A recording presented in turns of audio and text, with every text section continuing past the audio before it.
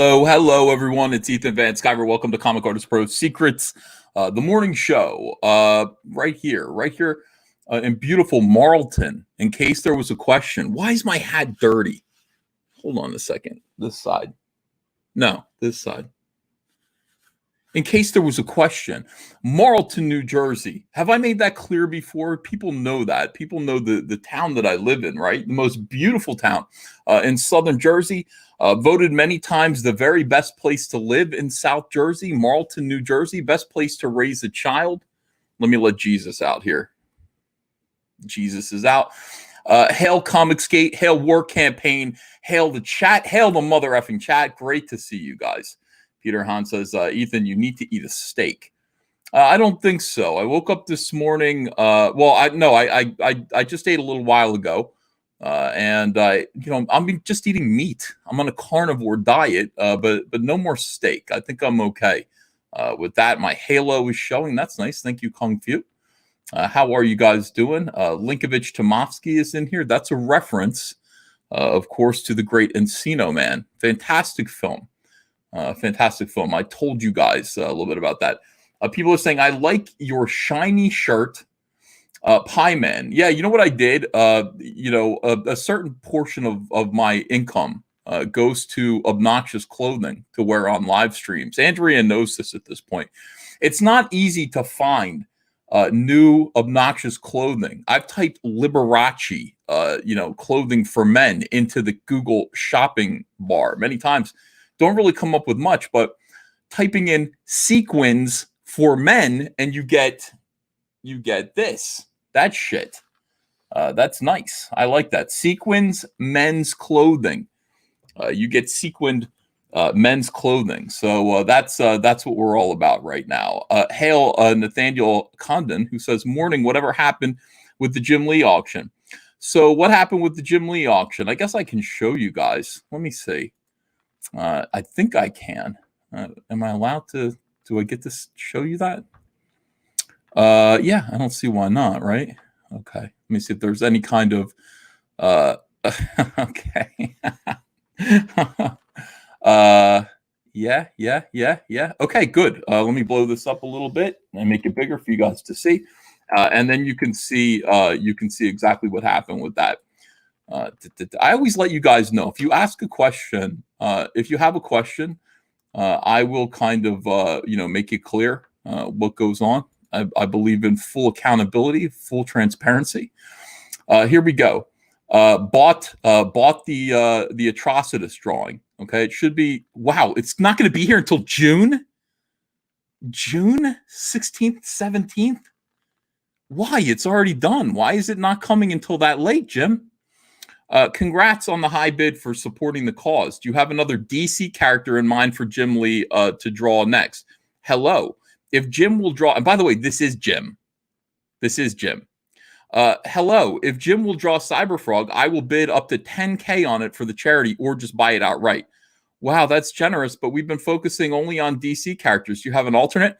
Yeah, how about 20K? Sorry, it has to be a DC character for the larger project he's working on. So we tried to shame him through Twitter. We tried our best to let him know, look, people are watching. People want to see if this is for charity. What the hell? I mean, $20,000 is a lot of money for a single drawing of Cyberfrog. Why wouldn't you just do it? Hold on a second. This is I have to turn off my camera for a minute. My hat is I pulled this hat right out of my drawer, my hat drawer. It looks dirty on camera. It says kill on it. If your hat says kill on it, your hat should be clean. So I'm actually going to, you can hear, get one of these, what do you call these? Lint rollers on my hat. And let's make this hat as sparkling clean as my shirt is. All right, that should be good, guys. I mean, look, I'm not going to make you look, okay. Much better. Much better. So anyway, that's the situation now. I didn't hear back. I said, well, okay, how about, hold on, I'm going to sneeze. Nice to meet you. now I said to him, okay, so no Cyberfrog. It's got to be a DC character. That's fine. Go ahead and do Composite Superman, which is a character that, I tried to work on with Gail Simone. She ruined it. So he is going to be drawing Composite Superman, I guess. But look, there's no reason why we couldn't just up the ante one more time and just see if we can put a little pressure on him for charity. It's for homeless, it's for starving, it's for people with cancer, and no, it's for local comic shops who cannot open their doors right now. It's not a very good charity. All right. Sneaky Snack says, good morning, Uncle E. It's a beautiful morning here on Vancouver Island. Do you know where that is? No. Congratulations on 700,000 USD. Thank you so much for that. Appreciate that, Sneaky Snack. Old Taku DD says, yo, EVS, can we get Cyberfrog's fried chicken recipe? I'll ask Andrea if she wants to give that recipe up. Charlie's London says, Ethan, your top is very Alexander McQueen. Thank you so much. Alexander McQueen, of course, makes clothing for gay men, expensive clothing for gay men. Well, Hung and Dunk says, why does a grown man have a lint roller to hand? I have everything I need here. I have everything. What do you mean? Why wouldn't a grown man have a lint roller? We live in a society. You don't have a lint roller on hand. Nathaniel Condon just joined the channel. Thank you for doing that. You joined the channel, and you are going to get a Rumblebee trading card. So fantastic. KFC, don't give it up. That's right. That's right. All right. So I woke up this morning. I got out of bed, and I went to YouTube, and there was something from a YouTube channel called Thinking Critical. Thinking Critical has a guy on it named Wes. Wes is sometimes joined by a fellow named Doctor with a K. His name is the Doctor. I'm not sure if he experiments on children. I don't know. Whenever I see Doctor and there's a K in there instead of a C, I imagine that there is human experimentation going on. I think he knows that, and I think that's why he does it. But he's got, he's on this channel. He sounded very sensible today. He sounds a lot like Penn Jillette. When I listen to the Doctor talk, I imagine that he is Penn Jillette just by his voice. I want you to do the same thing. I watched this video reluctantly because I needed something to listen to while I was working on a Cyberfrog cover. I was like, most of this YouTube stuff is boring lately. And then I saw, again, my picture on a video. These guys, everyone talks about me nonstop. No, it's fine. It's fine. It's okay. Doesn't get under my skin. It's okay that everyone talks about me all the time. That's fine. Comic Book in Cahoots says, EVS in the morning equals waking nightmare. Don't say that. Mechaside just joined the channel. Thanks, Mechaside. You're going to get a Rumblebee trading card, too. Anyway, Dr. Kevorkian. See, that's what it puts you in mind of. It's not just me. You guys think the same thing. It is very, very weird. Herr Doctor will take very good care of you, says Hubris. Amazing Randy taught Penn. Now, yes, he did. I love Penn Jillette. Penn Jillette is a libertarian, very skeptical. I loved his show Bullshit. He had a show called Bullshit that changed my life. Bullshit was the exact opposite of Leonard Nimoy's In Search Of. Leonard Nimoy's In Search Of was actual bullshit. Penn and Teller, they had a show that actually debunked bullshit. I really liked it. Mr. Biggin says, I took a piss next to Penn Jillette in Vegas and talked to him. Well, I mean, that's great, Mr. Biggins. That is awesome. Did you talk to him during the urination duration? Did you talk to him during the duration of his peeing, or did you wait till afterwards? I would love to talk to Penn Jillette while he was pooping. That would be fun too. But I got a lot of things. To ask that guy. All right, so here's what we're gonna do, Mr. Biggins. Mr. Biggins, you want to come in here? What are you doing right now? I haven't had Biggins in here in a little while. I'm gonna send him the link. If he wants to come in, he can join me while EFAPing this video. EFAP, of course, doesn't mean what it sounds like. It actually stands for every frame a pause. I believe every frame a pause. Let me see here. So don't worry. There's not going to be anything vulgar going on. Okay. He might not be able to come in. He's a businessman. He's got things to do, even in this era of COVID. Even in this time of COVID-19, some of us still have to go to work.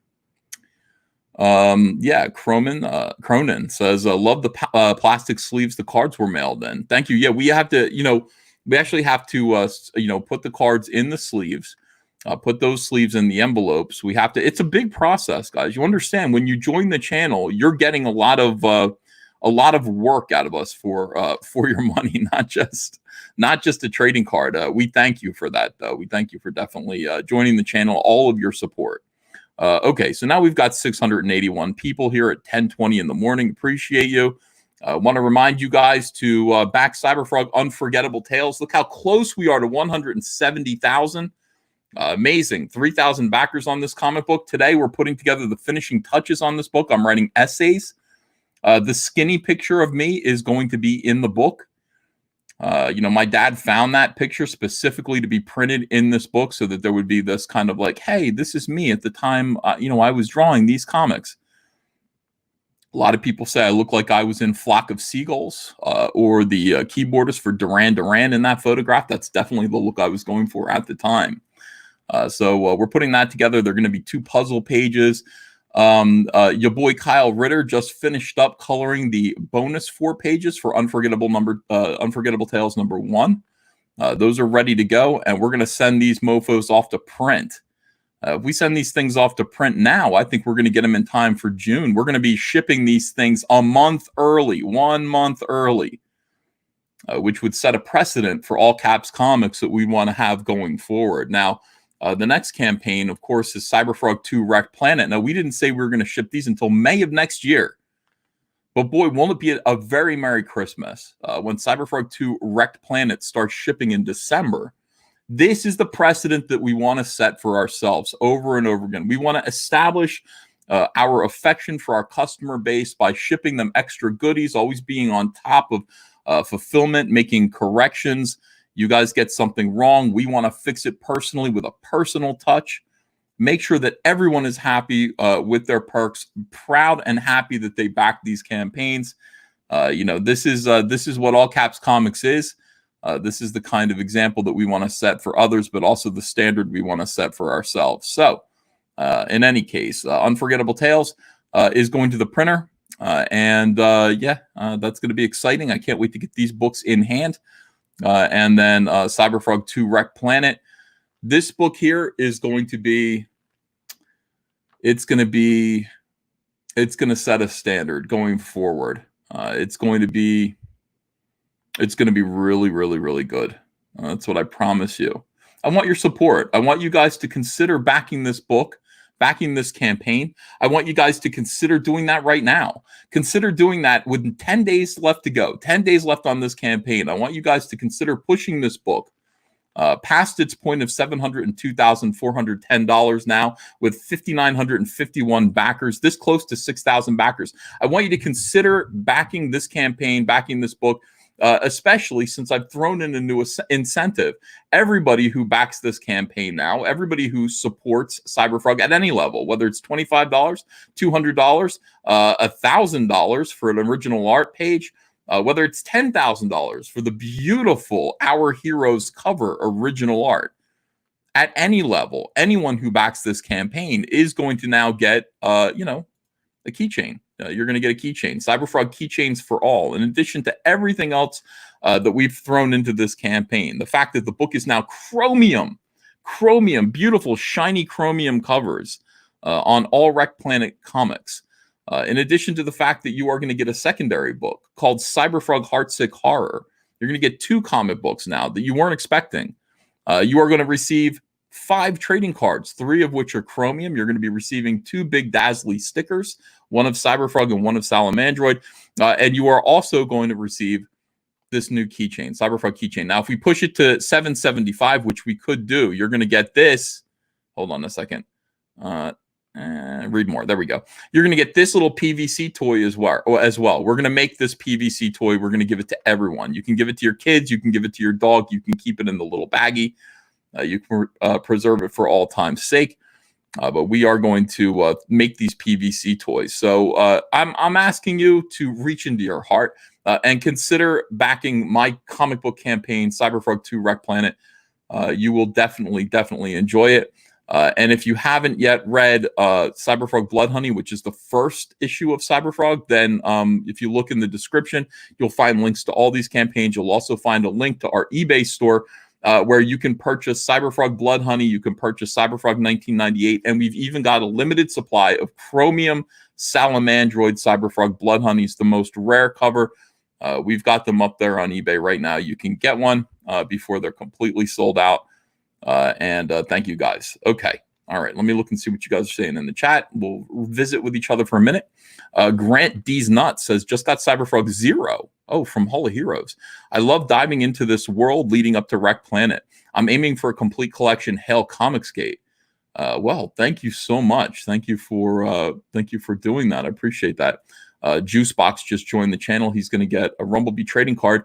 Those of you who just joined the channel, what you should do is go to the community tab on my YouTube page.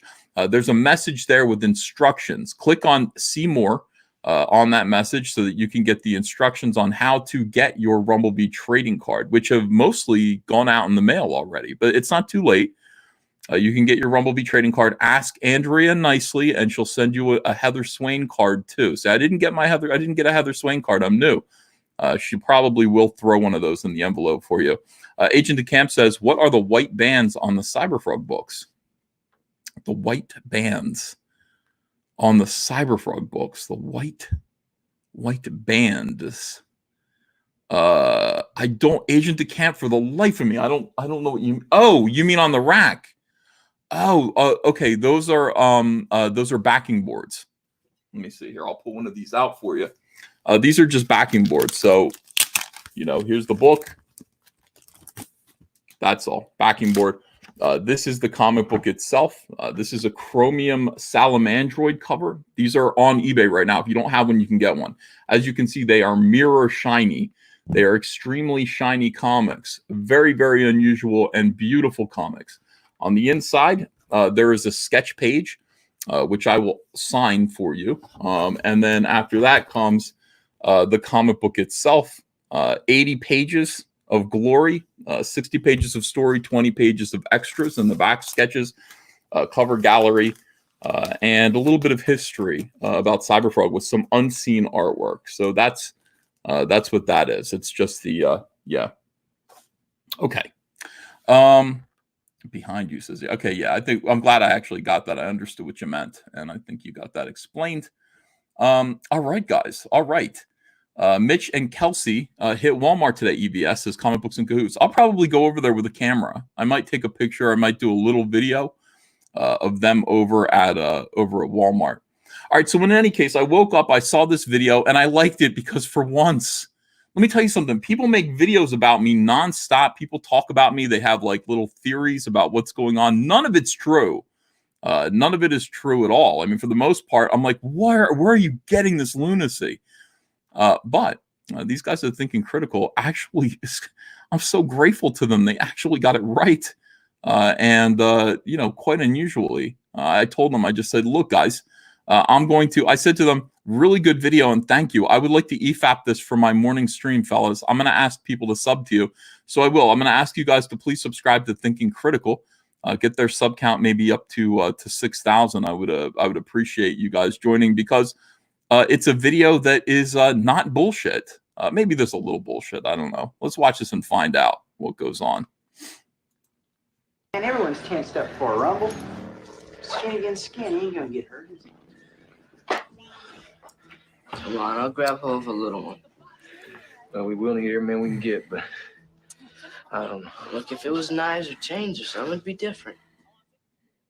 Welcome back to Thinking Critical. This is Wes, and in January, I had my good friend Doc join me, and we talked about ComicsGate and some of the issues that we both personally had with it, and why we kind of walked away. And we were happy to do so, and we were happy also to let other people have it, and that they were enjoying the ComicsGate community, and it becoming something that we just weren't really all that interested in anymore. And while there's been a lot more ComicsGate news happening lately, and It's not a topic I really like addressing on the channel very much. It's not really a ComicsGate channel, but it seemed like something we should talk about. So back today is Doc. How you doing, buddy? I'm good. I'm amused. Does he not sound just like Penn Jillette, though? I mean, I love that. I love that he sounds like Penn Jillette. Okay, yeah. So Cecil, you're saying he sounds like Wes sounds like Cecil, and the other guy I think sounds like Penn Jillette. Yeah. Look at this. Me versus Preston. What is going on? Like, I don't consider myself to be in a squabble with Preston Pulsar. I think he considers himself to be in a squabble with me. Maybe. I have very little thought that goes into Preston Poulter. Just some guy versus Captain Cummings as well. Jesus Christ, what is going on? All right, let's watch this. Seems like every day there's something else going on. All right, hold on a second here. Just before we go any further, we've got Biggins in the chat. Hello, Biggins. Morning, Ethan. How are you? Yeah, really good, man. It's good to hear your voice first thing in the morning. Always good to come on. Thank you for having me into your lovely home.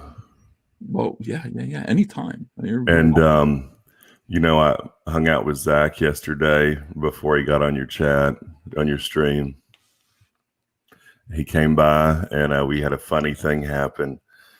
Mrs. Biggins came in with the mail, and 2 Psychos was in the stack of mail, and he opened his own package, and that was the first time he had seen the books. It was really weird. Oh yeah, that's awesome. What was he like? Was he delighted to see you're talking about Iron Sight's 2 Psychos? Yes, sir. Which is his new book. I thought you literally meant there were 2 Psychos. That's a possibility too. So my face registered a little bit of this. Yeah. He mentioned that on the stream that he got Iron Sight's 2, and I guess that's going to be shipping soon. So yeah, well, it's already been shipping out, and people have been receiving it. And but that was the first time he had seen the physical books, was when Mrs. Biggins brought him in when she came in with the mail, and it was a really weird coincidence. And we had a great visit yesterday before he headed back home. And hey, Penn Jillette, yeah, in the 94 I met him. I was I was in the bathroom at Bally's, I think, and he walks up and starts. He's a tall fella like me, Yeah, he's and huge. He starts taking a whiz, and he looks over at me, and I can't remember what he said. He said something like, "You look like Chewbacca" or something. I have long hair, Okay. And we had a funny little talk, and he talked to me. I didn't talk to him. I don't talk to a man at the urinals. There's rules about that. Yeah. But that was one of my. I've run into a lot of interesting people in this life, strolling through life, as have you. Not as many as you, I don't think. I've run into a lot of them who are no longer on this earth, and that's an entire coincidence, Mr. Biggins. I mean, people blame me for that. It's not true. It's just a coincidence. I'm very interested in older Hollywood people who were in the movies in the 40s, 50s, and 60s. And so naturally, when I meet them, like Jonathan Winters died the next day when I met him. I shook his hand. I cherished that moment. But of course, he did die the next day. That's a coincidence. That's a coincidence. There are no coincidences, Ethan. Well, I mean, there's some coincidences. Well, all fate is. I mean, if it's either luck or the hand of God.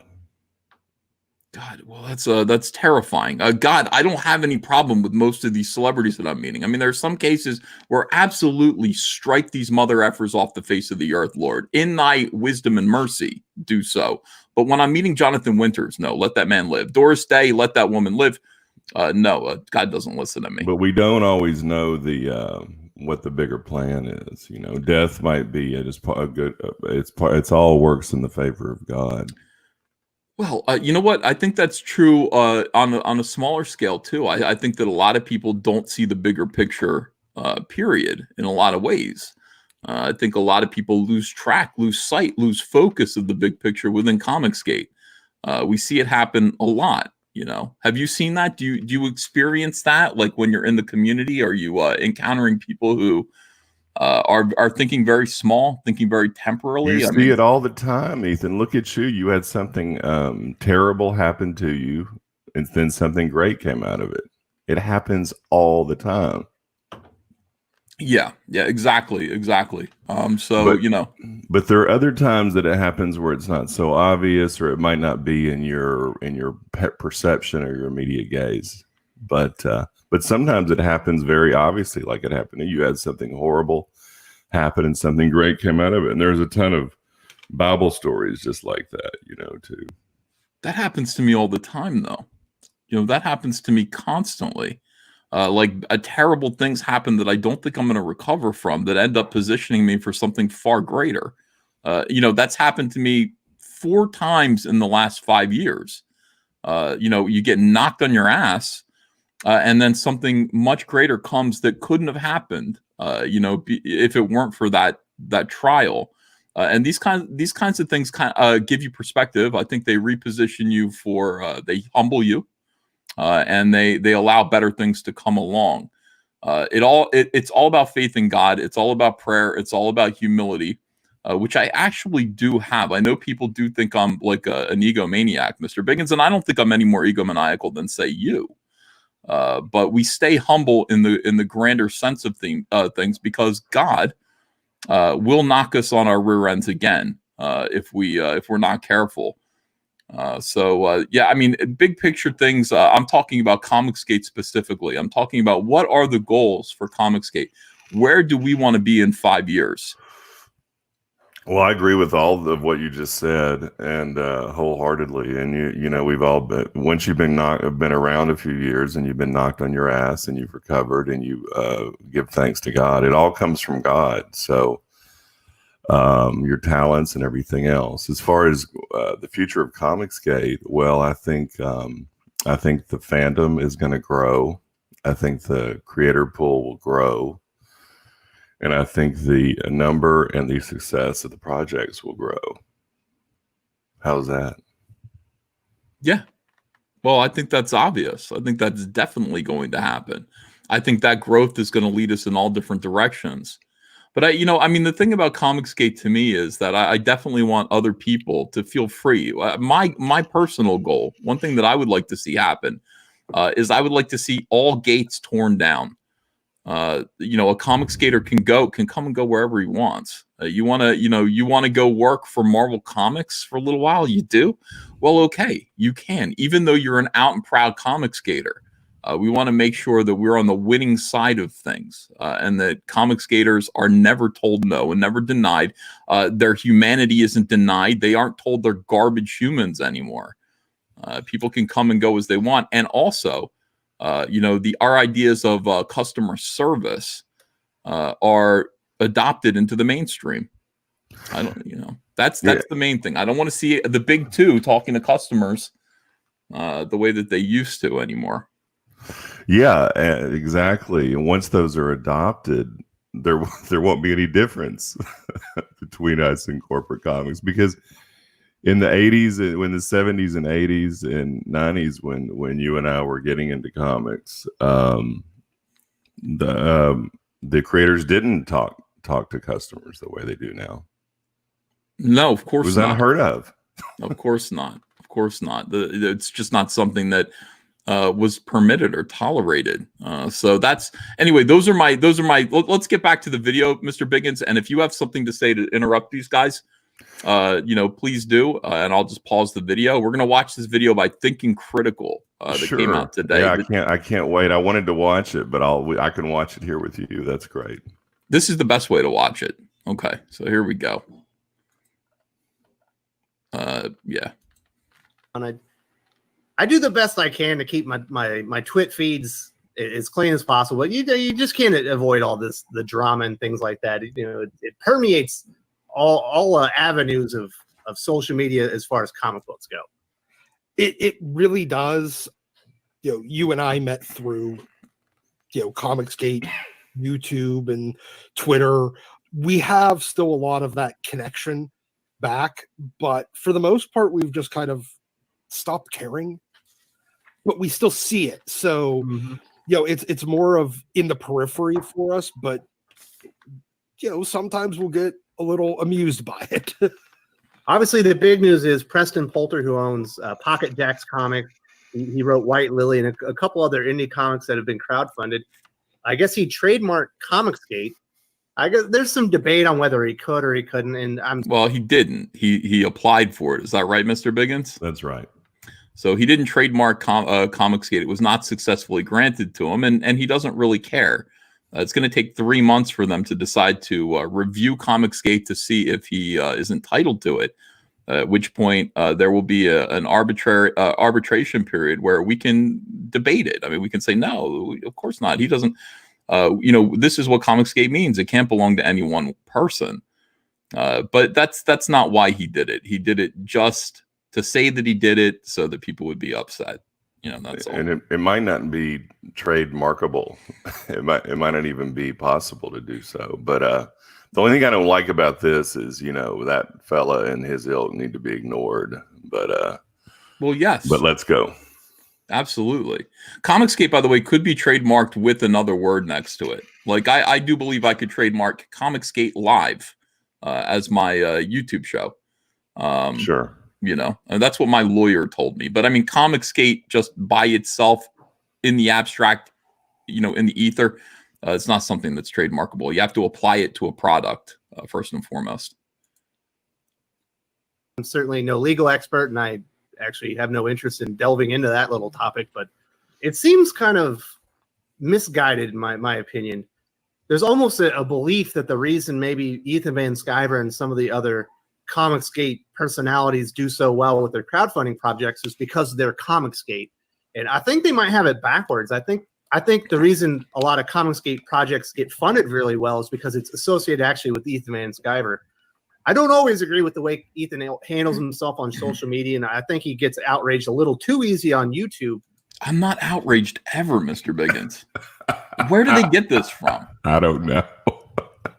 You're a jolly fellow. I mean, it's like I like. First of all, if you're talking about my Star Wars videos, I mostly am taking the piss out of articles about things, if I'm cutting action figures in half, it's to be funny.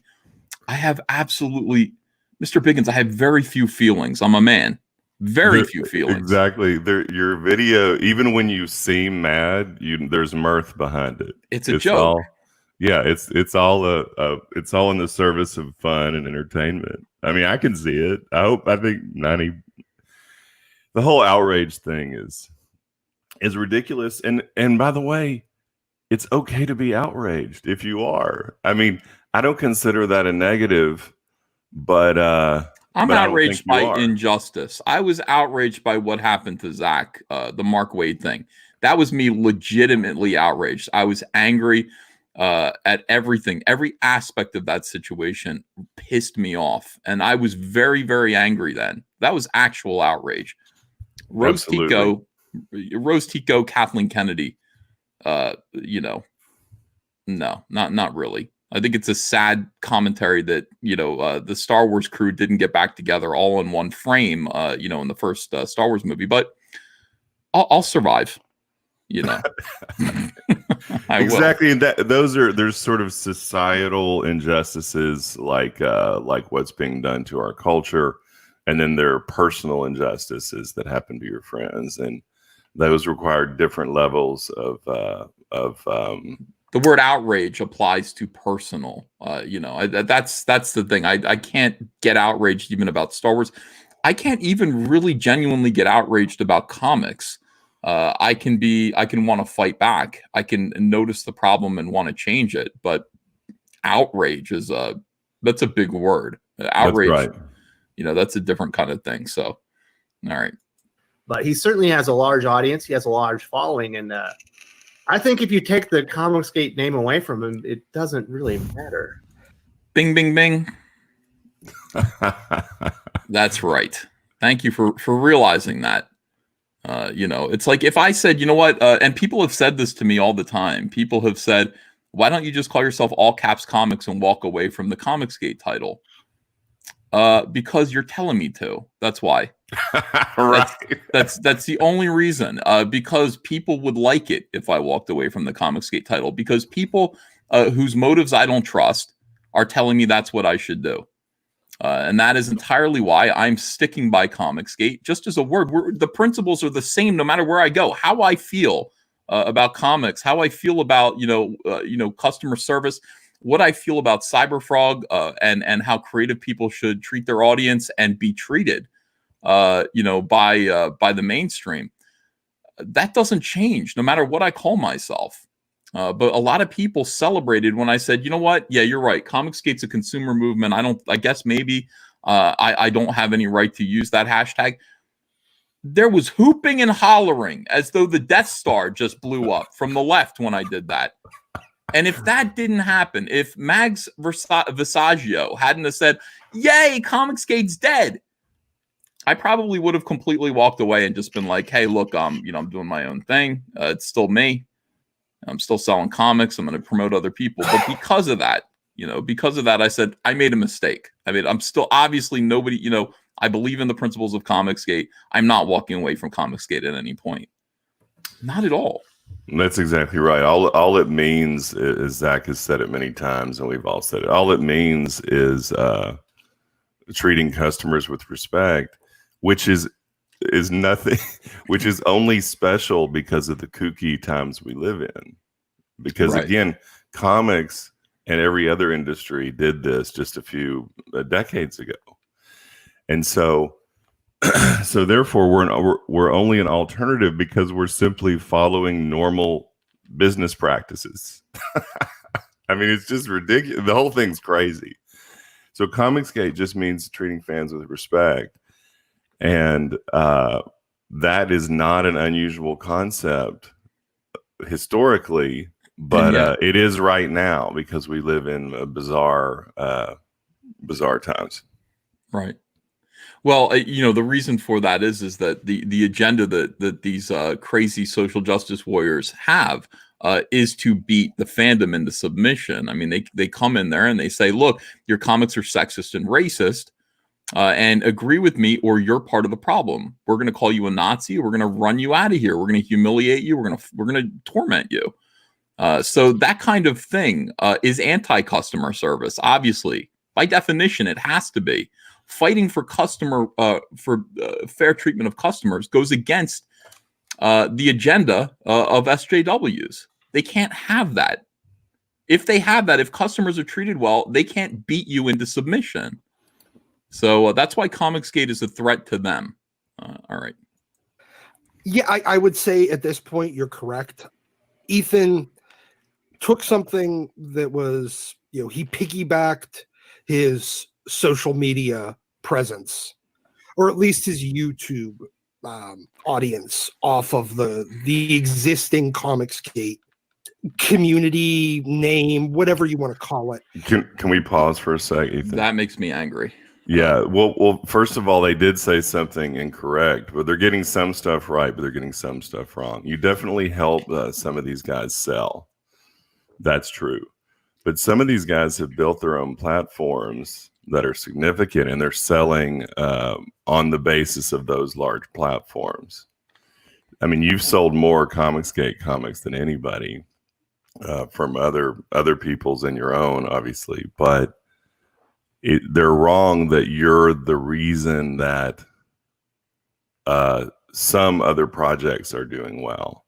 You give a big boost to a lot of projects, maybe even double certain projects, but Tug and let's say RGE did well with their projects because they have big platforms. That's all it is. That's what that is.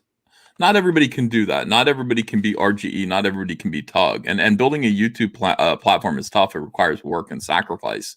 And talent. And talent. Yeah, it requires a talent in there's broadcasting. A talent component, and I think if Yellow Flash did a comic, he would do quite well because he has a big platform. He's going to. He actually does have broadcasting talent too. You listen to him talk, and he's compelling to listen to. And the same with Umbrella Guy. These guys are all really good on the radio, and being good on the radio is really what it comes down to. What bothers me about what was just said is the idea that I piggybacked on a movement. There's a lot of historical revisionism going on around the ComicsGate and what, at least what happened to me. I was forced into ComicsGate. It wasn't a deliberate choice I made, except when I stood up to DC Comics and said, no, I'm standing by, Richard C. Meyer because he's right. They said, why are you doing this? This is not good for your career. I said, well, he's right. He's right. What do you want me to do? Do you want me to just pretend he's not correct? You want me to ignore it? I can't. I can't ignore what he's saying. I agree with him. That was it. And the left made me ComicsGate. I didn't want to be ComicsGate. I wanted to deny that there was even a real problem. I thought there were bridges that could be mended. Stupid. Back in 2017, stupid, naive. And the scales were lifted from your eyes. Yes, I saw it, and I had to say, I'm ComicsGate. I have to fight back now. I have to fight back. It's not that I went, this movement looks like a good way to make money. Indeed, we thought it was the end of our careers. We thought it was the end of our livelihoods. I mean, looking backwards with 2020 vision, you can see that, yeah, I mean, look, this worked out really well for you, didn't Ethan? We didn't know that. We had no idea any of this was going to happen. We thought we were going to eke out a living in the indies. And that was going to be, I mean, I was coming from a place, Mr. Biggins, where I was working at DC Comics. I was making about $200,000 a year comfortably. That was my lifestyle. That's what I was used to making. And it seemed like, okay, this is just my lot in life. But we had to give that up. Excuse me. Had no idea it was going to turn out to be like this. Can I ask a question? You do not have to answer this because it's a money question, but of that 200, how much was straight up pay from DC? How much was royalties, and how much was like conventions or original art? That's what I declared on my taxes. So that's just what I made total. All of those things combined. Do you have a rough percentage breakdown? Geez, I could look and find out over the course of maybe 3 years and average it out if you'd be curious. Yeah, I'm always curious about things like, and money is one thing that doesn't in all these interviews, even the big interviews back into the 80s from Comics Journal, comics people just don't talk about money. So I only get money insight when I talk to, from my friends that are pros, and it's pretty interesting, especially the royalty stuff. I'm really hooked into the original art world. So you had a lot of Fury of Firestorm pages go sell in auction yesterday, by the way. Mm-hmm. Yeah, I sold those pages like all in chunks, like the entire book, I think, a lot of times. But yeah, I mean, that stuff, I always undersold my artwork. I didn't keep any of it. Man, I wish I had my Green Lantern Rebirth artwork now. That'd be crazy. Crazy. That you do. I just sold it like just to pay the bills. Like, let's make sure that we can pay that. So, even still, I was paid very well, considering and in respect to other professionals, of my standing. I made a lot of money at DC Comics compared to everyone else. So walking away from that was tough. It was tough. It wasn't that I just went, this looks like a better deal for me. It was just what had to happen. I had to because social justice warriors were continuing to do what they do, which is to put pressure on DC Comics, put pressure on Warner Brothers, put pressure on everyone that was, that DC Comics was sponsoring or that was being sponsored by DC Comics to remove me. And it was incredibly tough. And what it did to me was it proved that ComicsGate was a real thing. It was a necessity. I had to be a part of it. I just had to be. The same thing with John Malin. At some point, you just stand up and say, enough. Obviously, I'm ComicsGate whether I want to be or not. I have to be. It's just the reality of the situation. And when articles get written about what ComicsGate is, it's always me and Zach. So, we were the two targets. We were the two targets that needed to be taken down by these people. So that does bug me a little bit. It's not true. It's not true, right? There's parts of this video that so far that just aren't true. Yeah. Took it and ran with it, and that's fine. I took it and ran with it. Yeah, he made content for them specifically. He put the name on his channels and stuff, but yes, and he obviously attempted to cater to them. He kind of became a leader of it, and he kind of started directing where the movement was going and channeled it from a consumer Not true. It's not true. Oh, Ethan's frozen. Unfreeze, Ethan. Ethan. Yeah, that's Yeah, not I think that true. is kind of true. Like, well, no. Did I direct? Am I okay? Am I back yet? You're back. Hello. You're Okay. Tell me why it's not true. Well, I think you became the biggest voice and the biggest platform. I don't think you were so much direct. You've always said you're not the leader of ComicsGate and you don't want to be the leader of ComicsGate. So I don't think you might have been setting an example, maybe leading through example, but I don't think you were directing people or giving orders publicly or privately. No, but I did say this. I said, I'm through criticizing Marvel and DC because they're not listening. Our next step is to compete with them. And that was met with a lot of resistance from people. So, if you want to say I directed the movement in that sense, that's true. I said the past OG ComicsGate of just making videos and all we're doing is waiting for Marvel and DC to acknowledge us. They're not listening. They're calling you Nazis and doubling down. Even to the last thing Marvel did before they went under. Did I freeze again? No. Okay.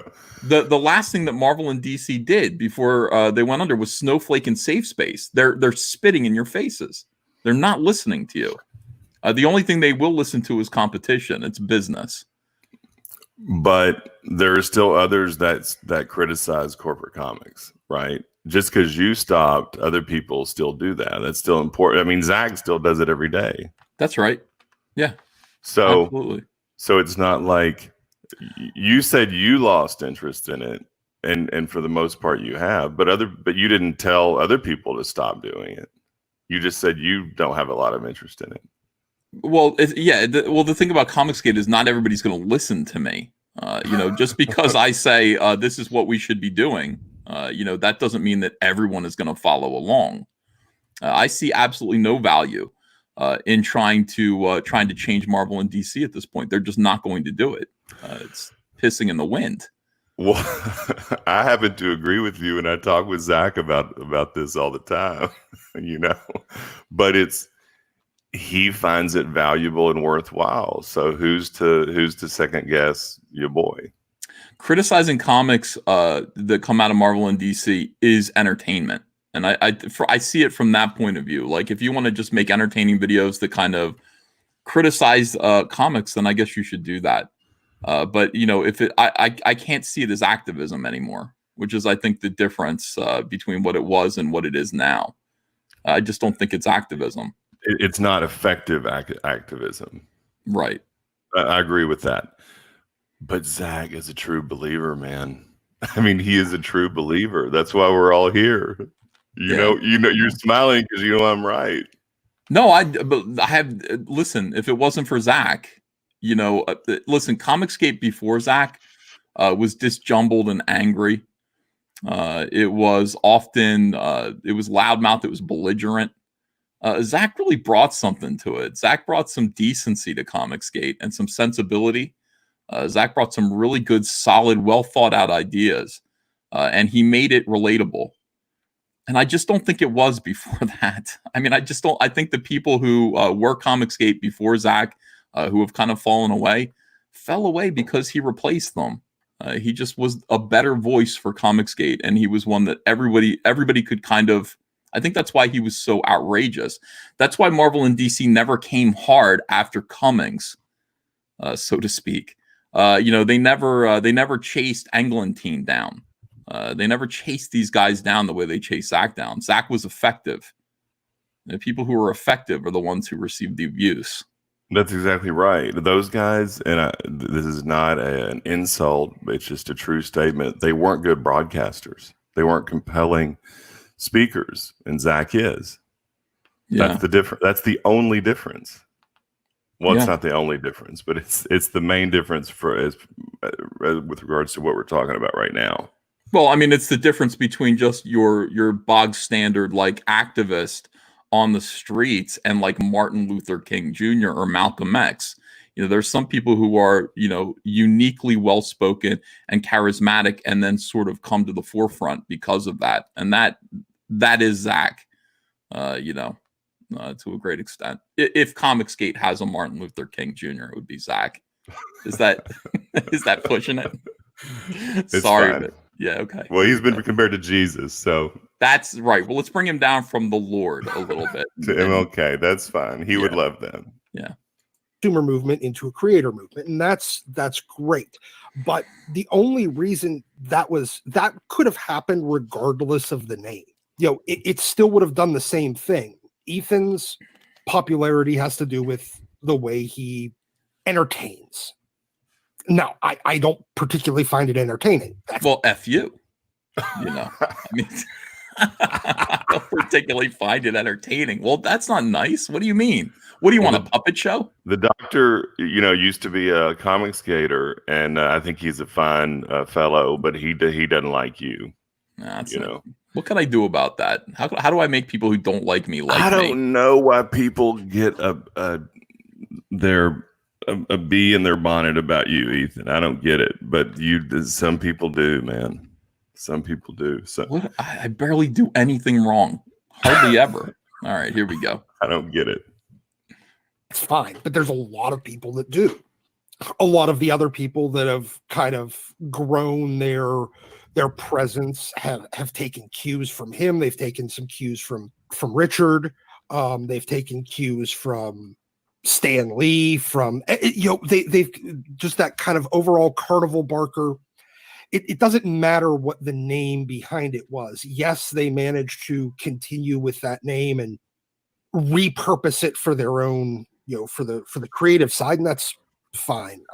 I don't particularly have any interest in it, but the name doesn't make the creator.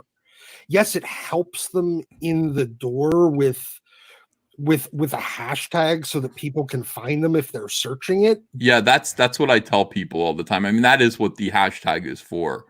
It's like, if you are ComicsGate, please use the hashtag because that's how people will find you. And it'll take a while. It's not gonna. Everybody's not gonna have the same results. Some people just shouldn't honestly be making comics. They're just not. They're not qualified. But if you are, you have talent and you have a dream and you want to do comics, you can use the ComicsGate hashtag. And even if you aren't a creator and you just want to hang out with people who are like-minded, they'll find you on Twitter that way. I look up the ComicsGate hashtag every day and just get a glimpse of what's going on Twitter. It sucks that Twitter is our well, I mean, I'm off of it, but it sucks that Twitter is the sort of the landscape that we talk in, because it sucks. It's horrible, dude. Twitter has depressed me so many times, like where I've just been like, all right, I got to get off the computer for a little while. I mean, there've been so many times, and it's all because of Twitter. But on the other hand, there isn't anything else like it. I mean, Twitter is just sort of the bar that we kind of meet up and chat at, in between YouTube shows. It's a nasty, stinking dive bar. Oh, it sure is. I really despise it. I always think Zach's like, just get off Twitter, and I'm like, it's easy for you to say you're off of Twitter right now. You got off of Twitter and you just did it, but it's like now. And by the way, he took a beating. I mean, when he left Twitter, again, there was hooping and hollering and celebrating. We beat Zach. Zach can tolerate that. I can't tolerate that. Because I actually am here to depress and demoralize the enemy. I do not want them to ever think they've won anything. I don't want to cede any ground to these people. That's right. Zach's crusade is to save corporate comics and the characters and companies that he loves. And your crusade is to stick it to these identitarian weirdos that we call SJWs, these creeps. That's right. And I have to let him know, I guess that's where like the ego thing comes from. I have to let him know every day how well Cyberfrog is doing. There's a New York Times article that came out yesterday that bragged about how the comic book industry's charity raised $430,000.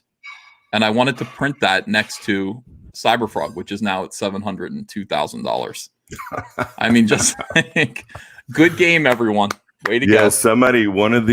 One of our more industrious members of ComicsGate needs to come up with all the money that we've given to charity and to causes. and keep a spreadsheet on that. That's something that hasn't been done that needs to be done. You Yeah. said a couple interesting things. One is that many of the creators that, or some of the creators that have taken on the ComicsGate name are going to fail. And that's never said, but that's going to happen. Well, yes, because again, customers aren't required to buy a damn thing. I mean, you can't, nobody gets a guaranteed sale from ComicsGate customers. You actually have to come with something that's interesting. I personally, I only promote books that I think are good. And I could be wrong. When the books come out, they might suck, but they look good to me. I would buy them if I saw them on the stand. So it's like my opinion. But there's a lot of books out there that don't meet my personal standards, or even books that do, but I haven't seen them yet. I didn't notice them, that don't get on my show, and they might meet somebody else's standards. Do you What is want to that talk noise? What are you doing over there? Mrs. Biggins, I apologize. Mrs. Biggins, I can hear you. She was doing some dishes. Sorry. Oh my God! I thought you were like a steel press. Come or something say hi, like that. Mrs. Biggins, before you leave. Something about the charity that hasn't been pointed out. A lot of these pieces, that was a 501c3, which means it's tax deductible chat. And some of these pieces were closet pieces. You know what do I mean by Garbage. that, Ethan? Garbage. Just not There's something that at the bottom of the drawer that somebody pulled out that they were unsellable pieces of art. So if you sell a piece, let's say your tax rate is 25%. If you sell a piece for $4,000 for charity, you get $1,000 off your taxes. So what you've done is you've just made $1,000 on an unsellable piece of art. So you get social proof, plus you get $1,000. It's just disgusting. Look at the big grin on your face. So, and I'm not saying all the guys that did that. Well, Jim Lee did. Them, Jim Lee actually didn't. And, I mean, I don't want to mention any names, but you can go through that hashtag and look at some of those art pieces. And if you know anything about it, and some of the guys even said, I pulled this out of my closet, or I pulled this 6-year-old piece.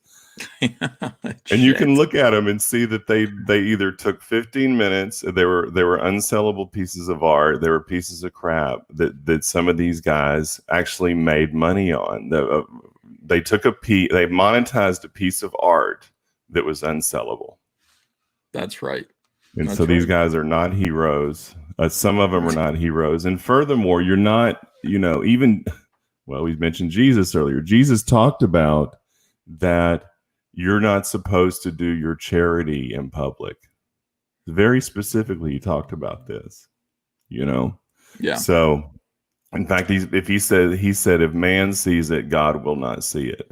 Well, these people are godless anyway, so it doesn't. Well, some of them, and we don't know what's in their hearts, but I'm telling you, some of them made money on worthless pieces of art, unsellable pieces of art. In a way, I kind of hope so. Honestly, that would be smart. But all right, here we go.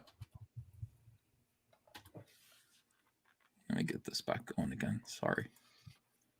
But outside of that, the reason why financially it's been successful is because they've tied their wagon to a common customer pool. Whether you like him or you don't like him, he's entertaining. He's pretty charismatic, and he's got a stage presence, which brings people in. Yes, did ComicsGate help him?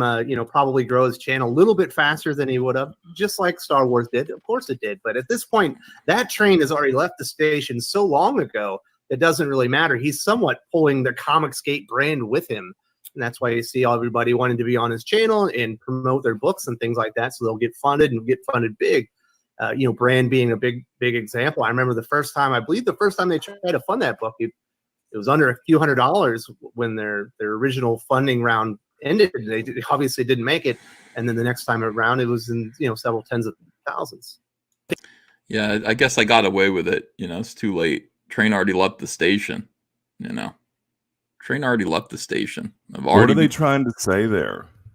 I think they're trying to say that I built my channel off of ComicsGate, which I think I built my channel off of Yes, Star Wars, my personal opinions, making entertainment videos or entertaining videos.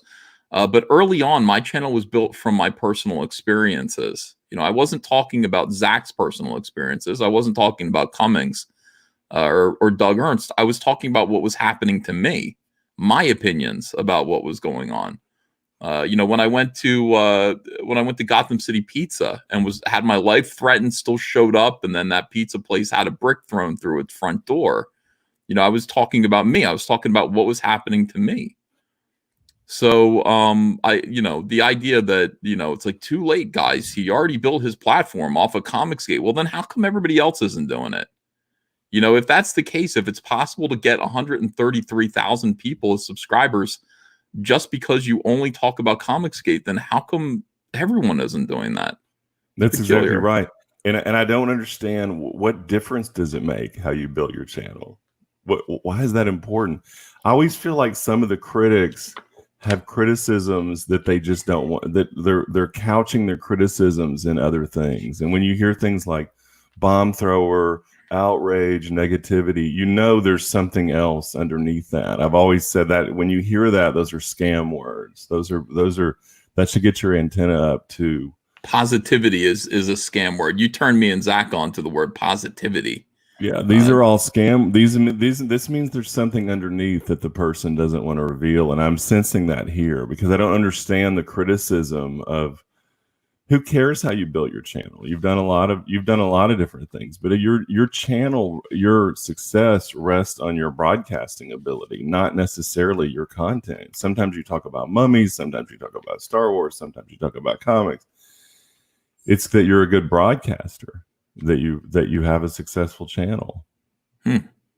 That's what I felt like, but thank you for confirming my suspicions. It's not the content, it's the form. Yeah. It's just something fun to listen to. Doesn't matter what I'm talking about. Okay. They found an audience and they found a way to get their message to that potential customer pool. And that's, you know, successful marketing 101. You found a common customer pool. You're targeting it. You're finding a way. You found a way to brand yourself so that other people can come in, use your brand as a promotional tool. There's some truth to that. There's some truth to that. I like that. You know, if I say I'm ComicsGate, you like what I'm doing, I'm ComicsGate, then that means theoretically a little bit of that can rub off on somebody else. Like somebody can say, I'm ComicsGate too. If you like what Ethan's doing, I'm also ComicsGate.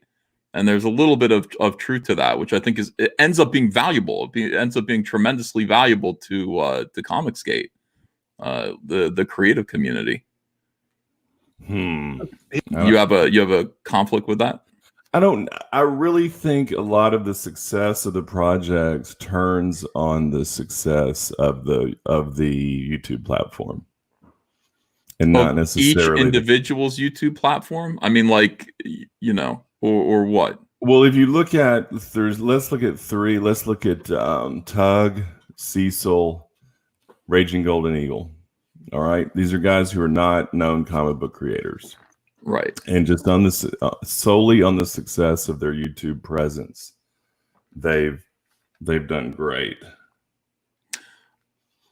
Yes, they also do or have called themselves ComicsGate in the past. But you're right. I mean, just having an audience to market to every single day is going to help your the sales on your comic book. But you know, I got to say, what if Raging Golden Eagle did not align with ComicsGate? Would he have done as well? Well, probably not. But if it were reversed, he would be doing much worse. Each thing gives you a percentage, you know, but it seems like the big common denominator is a big platform. Yeah, that's definitely true. Is there someone that we can think of who has a big platform but is not successful at crowdfunding? See, that would be the thing. I'm trying to think. I mean, that would disprove my thesis. That's what you're saying. But no, and I don't think so. Yeah. And I also don't necessarily think that it turns on having been a known name either. in the comics world. That doesn't seem to. It's irrelevant. That is irrelevant right there. The only thing that gets you. I tell Dan Fraga this because he comes over and he's like, I'm making videos I'm interviewing Mike Mignola. I'm like, nobody cares here. Like, that's the thing. Like, we've kind of renounced the mainstream, and what you've done before, what that is going to mean is that you're a good comic book creator that's going to sell more comic books. But nobody's going to go, oh, it's the next Dan Fraga book that I got to pick up, because this is a brand new audience full of people here, for the most part, who are being introduced to your work now. So it's the same reason why, I mean, crowdfunding is just way, way, way different than the mainstream. It's the same reason why big names like Ed Benez crowdfund a comic book and make the same amount of money that Renfamous makes at Kickstarter. It doesn't matter. It doesn't matter what you've done before. It matters what you're doing now. It's a fresh start. I mean, in fairness, I don't know that I would call Ed Benez a big name. I worked at DC. He's a fairly big name. I mean, he's been around. He's been doing stuff. We're going to see what happens with Sean Gordon Murphy, because right now he's hot stuff. So, Sean Gordon Murphy on the internet with no platform, on crowdfunding. Let's see how he does. Well, this is easy to see when these guys, the comparison is Donny Cates on, Carnage or Thor versus Donny Cates' independent project, his image projects, right, like Redneck and God Country. Well, look at the difference in sales. Yeah, right? So much of it is about Batman and Venom, and so little of it is about actually you. And you find that out the minute that you go indie. That's you go, exactly I'm so used to selling 65,000 copies of my comic, and suddenly I'm out here doing Cyberfrog and I'm only selling 18,000. What happened? Well, what happened is that this is Ethan Van Sciver minus Green Lantern, and what's left over is still pretty respectable. So that's cool. But I mean, you're going to find out what you are minus Batman, minus the X-Men, and you'll find out real quick. Yeah, that's exactly right. Oh, and the other example of that is Zach. Zach's not a name creator. I mean, he sells books on the basis of his, the quality of the books, obviously, but also on the basis of his platform. That's right. Yeah. I got to talk to Zach, though. I'm worried about him because Zach's like, I'm going to go monthly. Zach is going to go monthly while he's scaling back his marketing, which is a disaster on the horizon. Like, he doesn't understand. There are a lot of people who are dummies who say, yeah, but you're not producing enough books. I can produce more books than you can. And I've got a fulfillment center and all that. That's fine. Everybody has that. Like, I can produce as many books as I want to produce, but the key is marketing. This is what the indie community doesn't have, that the mainstream does have. The mainstream has all of the promotion that they want. They've got lots of money to sell their comic books and let you know about them. They've got comic shops to put them up. And people in comic shops are definitely going to buy Marvel and DC books. So how does an indie creator get the notice to let people know that it's time to buy your new book? You need a marketing arm. And that's one thing that, as good as some of these books are, you've got guys like Tim Lim who differ from me about this, but it's like Tim Lim's books are good, but nobody wants to listen to Tim Lim, and Tim Lim isn't out there selling his books all the time. Tim Lim isn't a part of any kind of marketing network that lets people know about his comics. So, I'm like, Zach has got to get Mr. Pickens. He listens to you. He doesn't listen to me. He barely listens to me. Christ. He's texting me right now that I need to disagree with you more on this stream to make it more interesting. So I'm gonna have to find something to disagree with me about this. Zach needs to get back to live streaming, because when Zach is live streaming, his comics do great. When Zach is not live streaming, his comics do okay. But people need to hear from him, and people need to actually hear him talking enthusiastically every day about Jawbreakers and about Pandemic and all Iron Sights 3.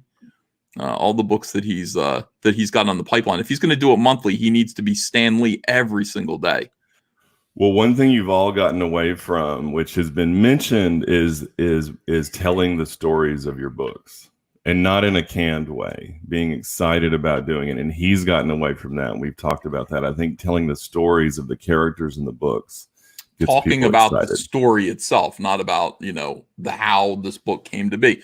Yeah. But you want to hear more about Cyberfrog and about the world he lives in and where we're going with this and issue. you used to do that, and you get excited about talking about the story, and he did too, and others did. And I think that gets people engaged, and we've gotten away from that. The problem is spoilers. It's like the first one was great because it's like, I want to sell you this comic, so let me tell you the story. The second one, I don't want to tell you the story because nobody knows what the story is. I've given little hints about it, but I cannot spoil what happens in Wreck Planet because it's too fucking awesome. So I don't want people, I want people to be surprised when they read the book. And that's what's tricky about it. I can talk more about like you know, Cyberfrog and Heather and abstract. Yeah, the lore, the background, the drama of the story, and what's with this whole setup. You know, this you know, how the survivors, just all that kind of stuff, without giving away plot points. Hey, chat, let me give you a little inside baseball here on Zach. Zach, when you're Zach's friend, the roasting you get from Zach is there's nothing that he said about Heather Antos or Mags that compares to the roasting that you get when you're his actual friend. Zach will hurt your feelings. He's constantly brutal on a daily any regard. Yeah.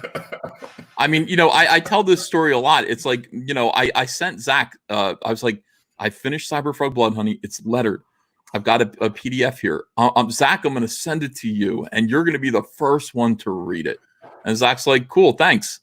And you get back to him 2 days later, and you go, so you read it? What did you think? And by the way, I'm somebody who Zach will send me stuff, and I'll read it, and I'll tell him what I think. And Zach says to me, it wasn't my thing. And you want to know what that's like? That's like getting deflated in such a major way. And Zach just says it like, anyway, moving on.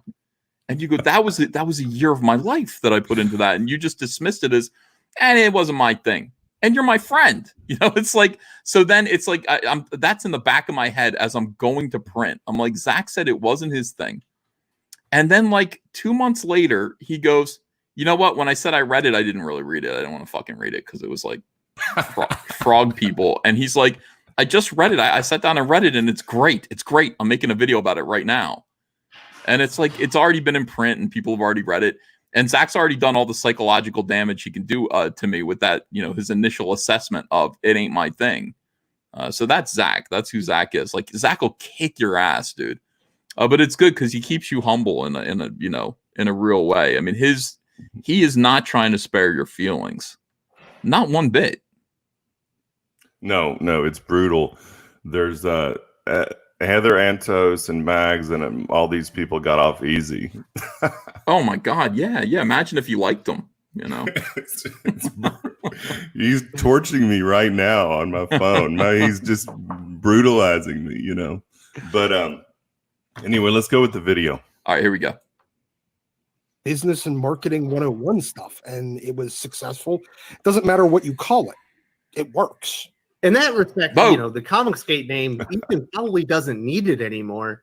Does he want it? Absolutely. You know, he's his presence in the presence of others like John Malin, Cecil, that umbrella guy, you know, people associated with ComicsGate have certainly added a monetary value to the name ComicsGate, but taking it away from them really isn't going to have much of an effect. You're really probably only affecting the people that were hoping to use it in the future. In the future. The real folly in all this, you know, in my mind, and I could be completely wrong, and Preston might be a real genius about this and be several levels higher than I am, is that the one thing that you can say about ComicsGaters, whatever you want to call them now, I guess, you know, if it's trademarked, they can't call themselves that, I don't know, is that they're very willing to fund crowdfunded comic book projects, and, you know, they're willing to throw top dollar no matter who the creative team is. That's not true. You know, that just isn't true. You know, we do have an audience that's very willing to crowdfund books that are good.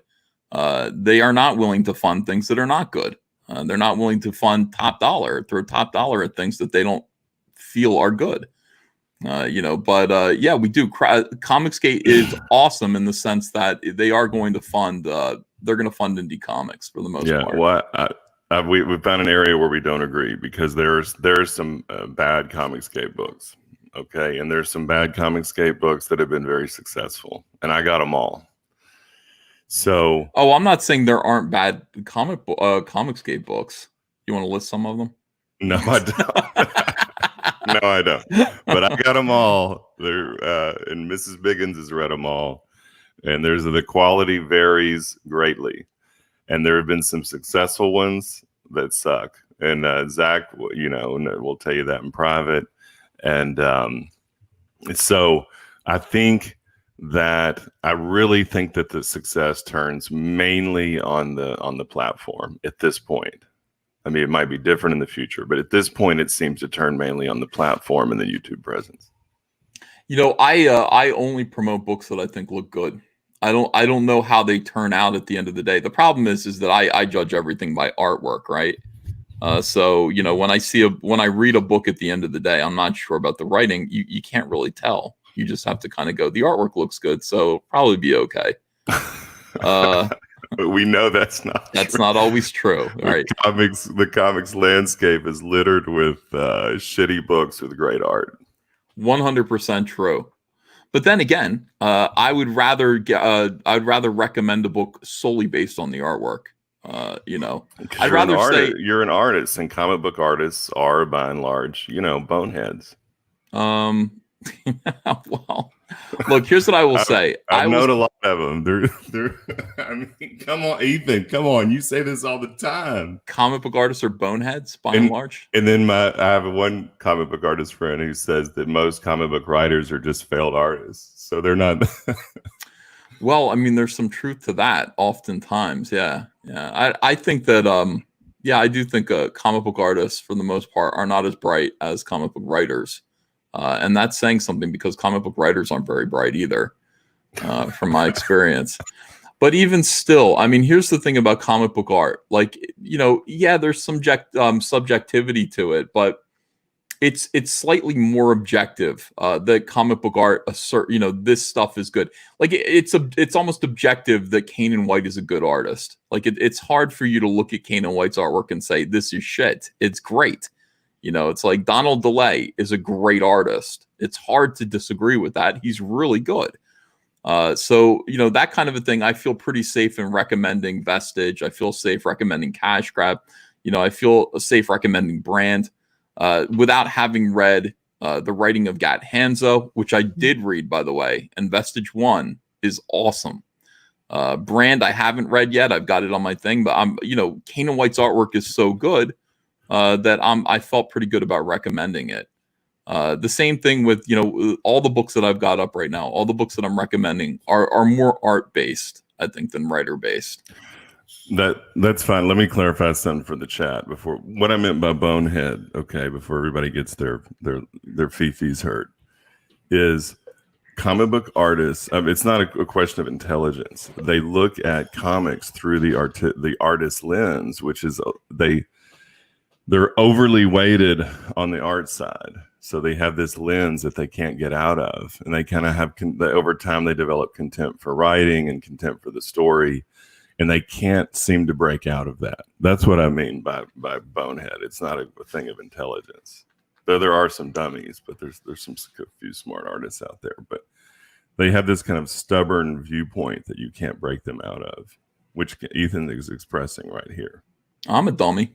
Absolutely. Well, I've always said that. I'm fully aware of, where I stand. Like when I'm talking to someone who's smarter than me, and that's most people, I'm fully aware of it. You got your education in the streets, Ethan. Yes, in the streets of Merchantville, New Jersey. Are you kidding me? Of course. Right, Mormon streets of. got my education at the temple in Salt Lake City. You have not lived the rough. You came up poor, but I don't think I'm not sure you came up hard. But anyway. Dude. Oh, you mean like fighting, like in the streets?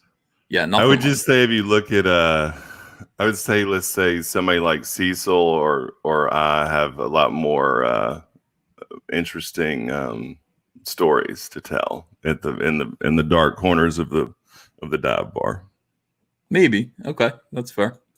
They will fund a project they believe in, whether they have proof that it's going to be quality. They're willing to wait. They're willing to wait, in some cases years, to finally receive their comic books and like that, and they're willing to spend money. And we've also learned, certainly along the way, that you don't have to be associated with Ethan or be on his channel to sell to that audience. As long as you maintain yourself professionally and you come out with a good product, they will eventually come find you, because there's really not enough books going out there, and they have money to spend, and they want new comics. They want to support independent comics that show the mainstream comic industry. Don't listen to this guy. If you want to get funded, come on my channel. For Christ's sake, The finger.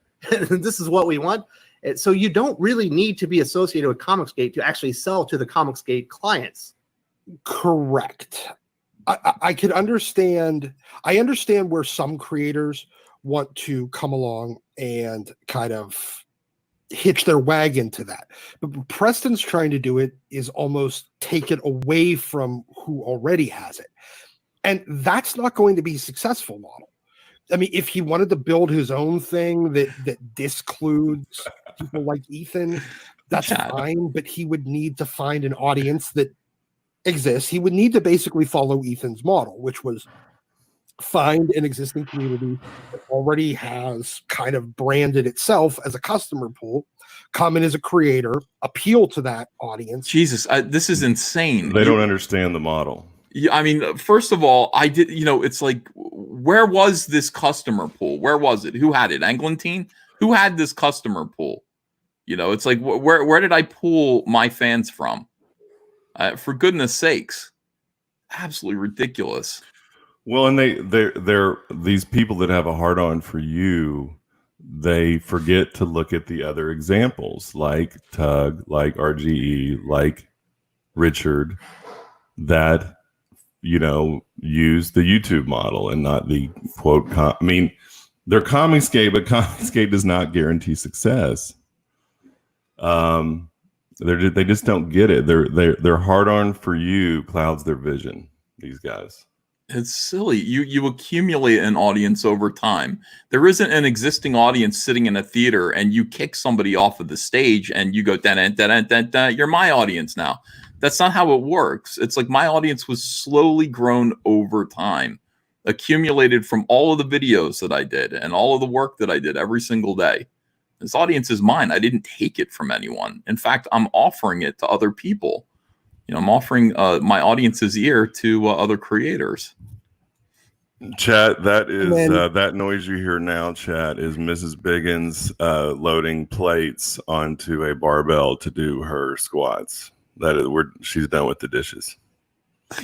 Wait, she did the dishes and the weight room is within earshot of what are your places like? Of the computer. Yeah. We have a squat rack and she's about to do her squats. Hey, Alfred, F you. I mean, I know you're my biggest fan.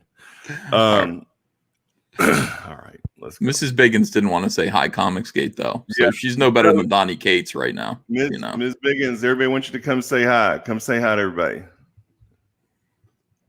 Hurry. Hello, come on. Hi, everybody. Say hi, ComicsGate.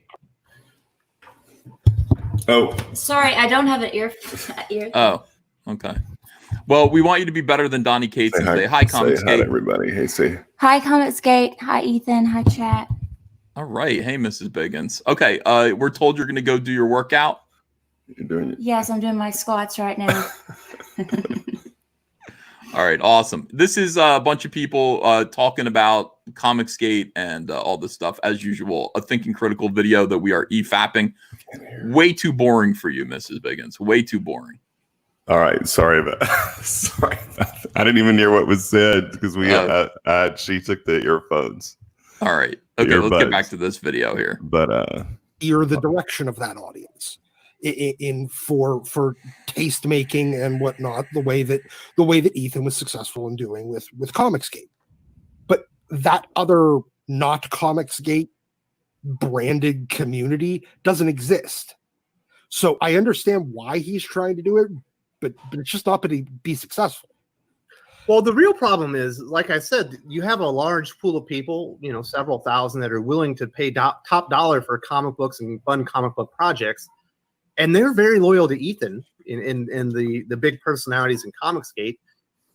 once you start, attacking Ethan on a daily basis, every other day, or you try to take. And by the way, hail chat, thank you so much. Yeah, I appreciate loyalty. I really do. And you guys have been through thick and I guess thicker with me. So thank you.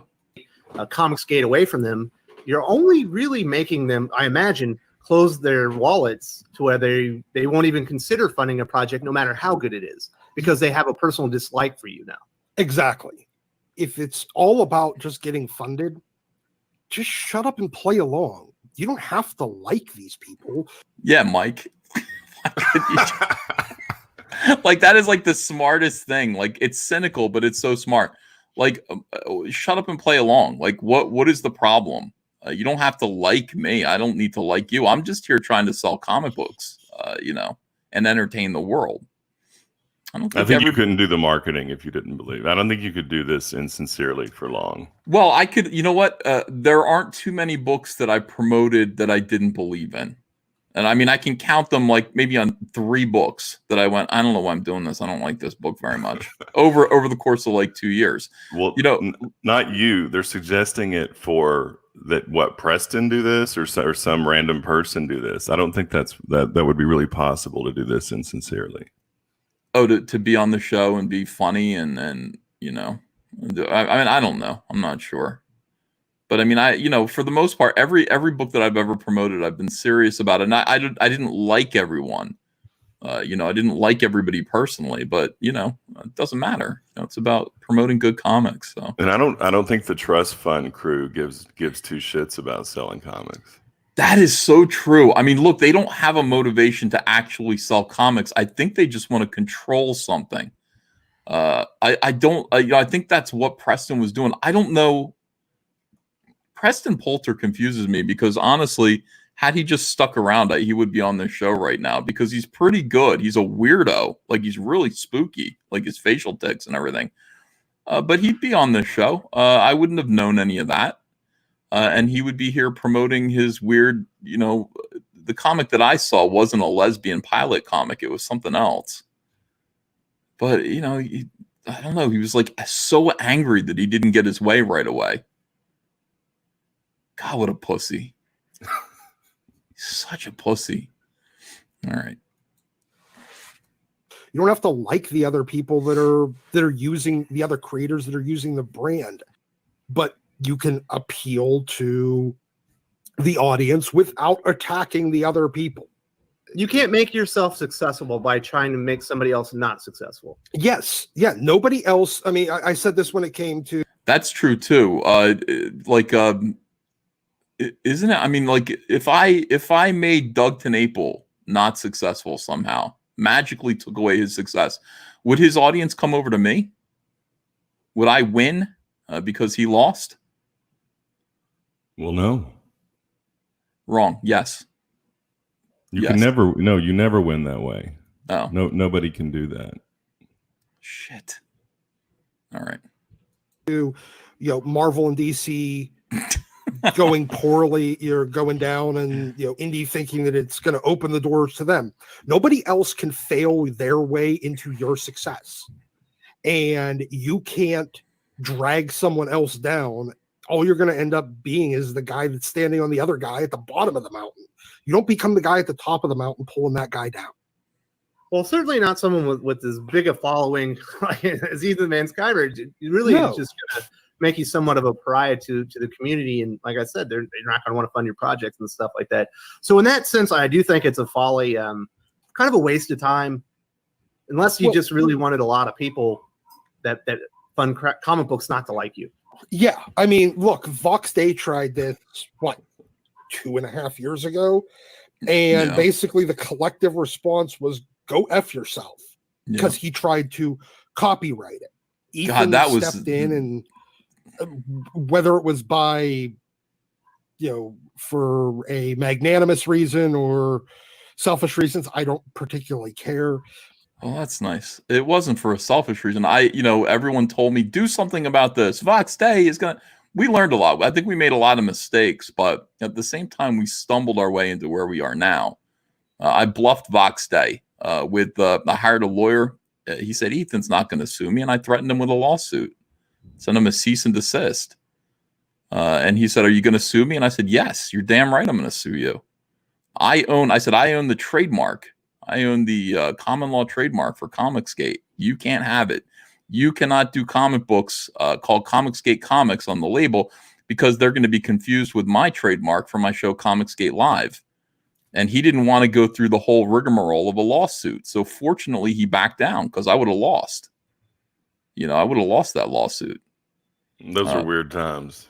They were very weird times, and we were all together, and it was a lot of stuff going on where we were panicked.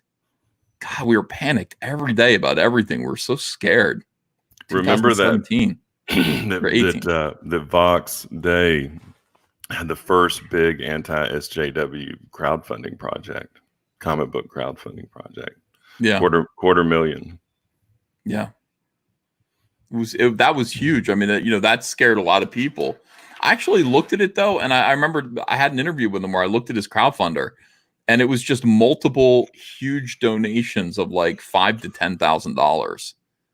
Like that's where most of the money came from. There were very few small donations. It really did seem like he had some supporters that just wanted to dump money at him, so that he could do this, and I found that to be kind of curious. So it's not like he sold 6,000 copies of his book. I don't know what his numbers were. It was like, Vox, how come these are all such huge donations? And we all get big donations here and there. I've got two $10,000 donations for Cyberfrog Wreck Planet right now. But how come all of these are? I don't think the majority was, but it was a sizable portion. He moved some books, Yeah, he did. And he's still working. I mean, he's still doing his comics and everything. That's cool. And, everybody should be doing their own thing. It's just, let's try to stay out of each other's lanes. Those guys kind of want to careen into other people's lanes and cause people trouble. And I think that's where the problem lies. Watching somebody try to come in and it's like the dude trying to make, what is it, Young Blood without Rob Liefeld. Yeah, exactly. It's terrific. LLC trying to trade on Rob Liefeld's name and Rob Liefeld's creation, and everybody basically sitting there going, "Fuck you, man! We're not buying Young Blood that doesn't have Rob involved." So I feel like there's a terrible misunderstanding of the audience over there, and this will probably backfire unless, like I said, the ultimate goal was to upset them, and then I guess it worked. Now, there's another thing going on right now that I did want to talk about. I don't know if it's really ComicsGate. It's just some guy, even ComicsGate. I think he's just a dude on the internet that talks about comics. Who peculiarly only talks about ComicsGate issues. But no, he's not ComicsGate, everyone. No.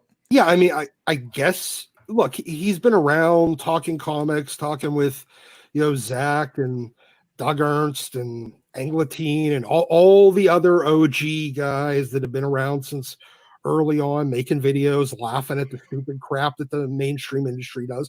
So I guess in that regard, you could call him ComicsGate. I assume that he would probably call himself ComicsGate.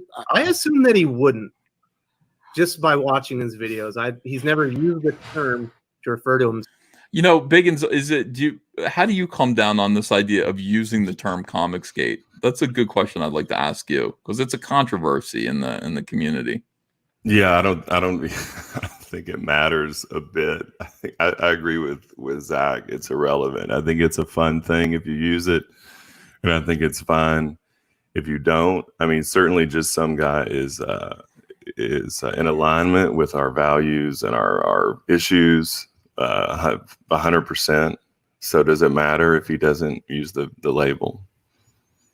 Yeah, I go back and forth about it. Like I don't want to be hardline about it, but like it's nice to have someone come out and say, "No, we're in the same water as you," But I mean, people kind of let you know that by their words and actions and deeds, whether or not they actually come out and use the hashtag. So, but then you have some people, and I'm not going to mention their filthy names, but that use the name and then don't behave that way.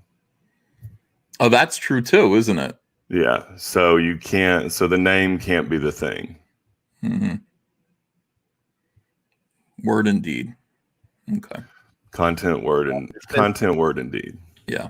In like 4 years that he could have done that. Okay. I'm pretty sure he just wants to be an independent guy that's just has a YouTube channel.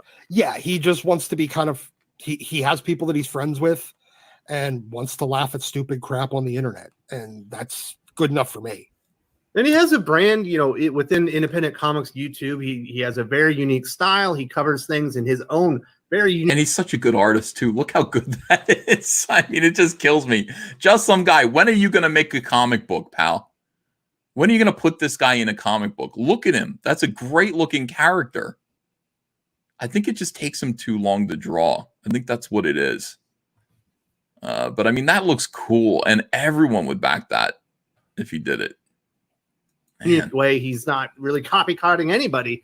He's absolutely who he is, and everyone knows him for that. And now, I guess, and these are people I really respect. Like, I respect Captain Cummings a lot. Why do you respect Captain Cummings? What do you respect about him? God yeah, damn. what is that? I don't know. I never know what that means. The guy was a terrible broadcaster.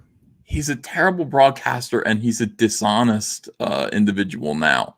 So, it's like he's got the same poisonous kind of vengeful reptile brain thing that Methwin has. It's like these guys aren't being honest. They're just looking for revenge. And that's Captain Cummings too. Although I don't know what he wants revenge for. I think he was treated very fairly and with deference when he was ComicsGate. So fuck. JDA is trying to make some noise and stuff like that. I don't understand why they're trying to bully him into covering things that he doesn't want to. He's built that channel over the course of years, building up a YouTube channel to 75,000 subscribers with no name value of himself. We don't even know what the guy looks like. He's never released a comic to my knowledge. It's not like he was a big name in the industry. He's had to work really hard to get there. For people to expect him or demand for him to cover things that he doesn't find important or interesting, or quite frankly, just doesn't fucking want to cover, seems really wrong to me. I would agree there, because look, you build your audience to 75 grand, doing it your way, you've earned the right to continue doing it your way. Not only that, but look, nobody has any right to demand, unless they're signing your paycheck, they don't have any right to demand anybody to cover anything. He's his job to maintain his audience and give them what they want, and create enough content that spills over, that he brings in more people. What the hell are they talking about? They're talking about Just Some Guy. So Just Some Guy, who, by the way, I think looks exactly like this. Like, if he doesn't look like this, I want my money back, because that's how I picture him. But Just Some Guy is out there, and basically Preston Poulter did this thing where he threw bombs. He's trying to get attention, and we didn't give him any attention. It's very disappointing for him, so he moved on. But Just Some Guy did. Just Some Guy went at him just with fury and made two very funny, good, concise, and kind of excoriating videos that drove the anti-ComicsGate side of the aisle crazy. And now they're demanding that Just Some Guy announce who he's aligned with. Just Some Guy, I've always been friendly with him, but I think he's been on my show a couple of times. He's never, he's not in the green room, right, as far as I know. He's his own guy. He's like a free agent who does whatever he wants to do. But they're kind of picking on him right now, and they're saying, if you're going to do these kind of videos that expose what an a-hole Preston Poulter is, why won't you do similarly critical videos about Ethan and Zach and those guys? His attitude is, I say what I want to say, I do what I want to do. So he's a formidable opponent. Fucking A, dude. I don't want to be on this bad side. I'm not worried about him. I ain't worried. Mean, you're not worried about Just Some Guy? Oh, yeah, that's what you're saying. Yeah, I don't want Just Some Guy to be turned on me, though, because I would be like, shit. He's a wildcat. This guy's awesome. He has to appeal to more people than he puts off. That's all he has to do. I don't see the reason why anybody needs to tell him what he's supposed to be doing. I don't see where anybody has the right to. And it's not like the content that they are asking him or kind of demanding that he cover. It's not like it's not being covered on YouTube every day. There's at least 5 or 6 YouTube channels that have a hate boner for Ethan Van Sciver and make anti-Ethan Van Sciver content on a daily or weekly basis. On a daily basis. It's fucking weird, man. It is weird. They said I was Zoe Quinn's cousin. they have all kinds of strange stuff that they come up with and talk about me about all the time. It's Nonstop. very odd how people have a heart on for you, man. It's so weird. I want to know why. Like I guess I can be abrasive. I think I'm a nice enough guy. I think I'm generous with my time. I don't understand what I'm doing wrong. I don't get it. Zach says it's because you're a big mouth. So Tug generates a lot of man. He's gotten it pretty hard too. Wow, that guy takes a lot of crap. I think Tug does take a lot of crap that I don't understand why. There are a couple of things that I get that he did, that they're going to make fun of him for. I mean, the worst thing in the world that you can do is give these people ammo. The mailbox thing is just so iconic now of Tug. And I'm not sure. I think he may have overreacted about that. But I mean, that's the kind of thing that he's, they'll chase you around with that thing forever, absolutely forever. But Tug is a nice guy. He's honest about what he's doing. He lets you know he's monetizing Renfamous. When he takes abuse, he tries to turn it into cash because he thinks that's an effective way to get abuse to stop. I don't think he's looking for more abuse to make more money. I think he's just like, look, if they're going to pick on me, I'm going to make it clear that I'm going to turn their abuse into cash. And maybe then they'll stop. It hasn't worked, but it's made him money. But they've gone after him personally in his personal and professional life in a way that really nobody else has gotten.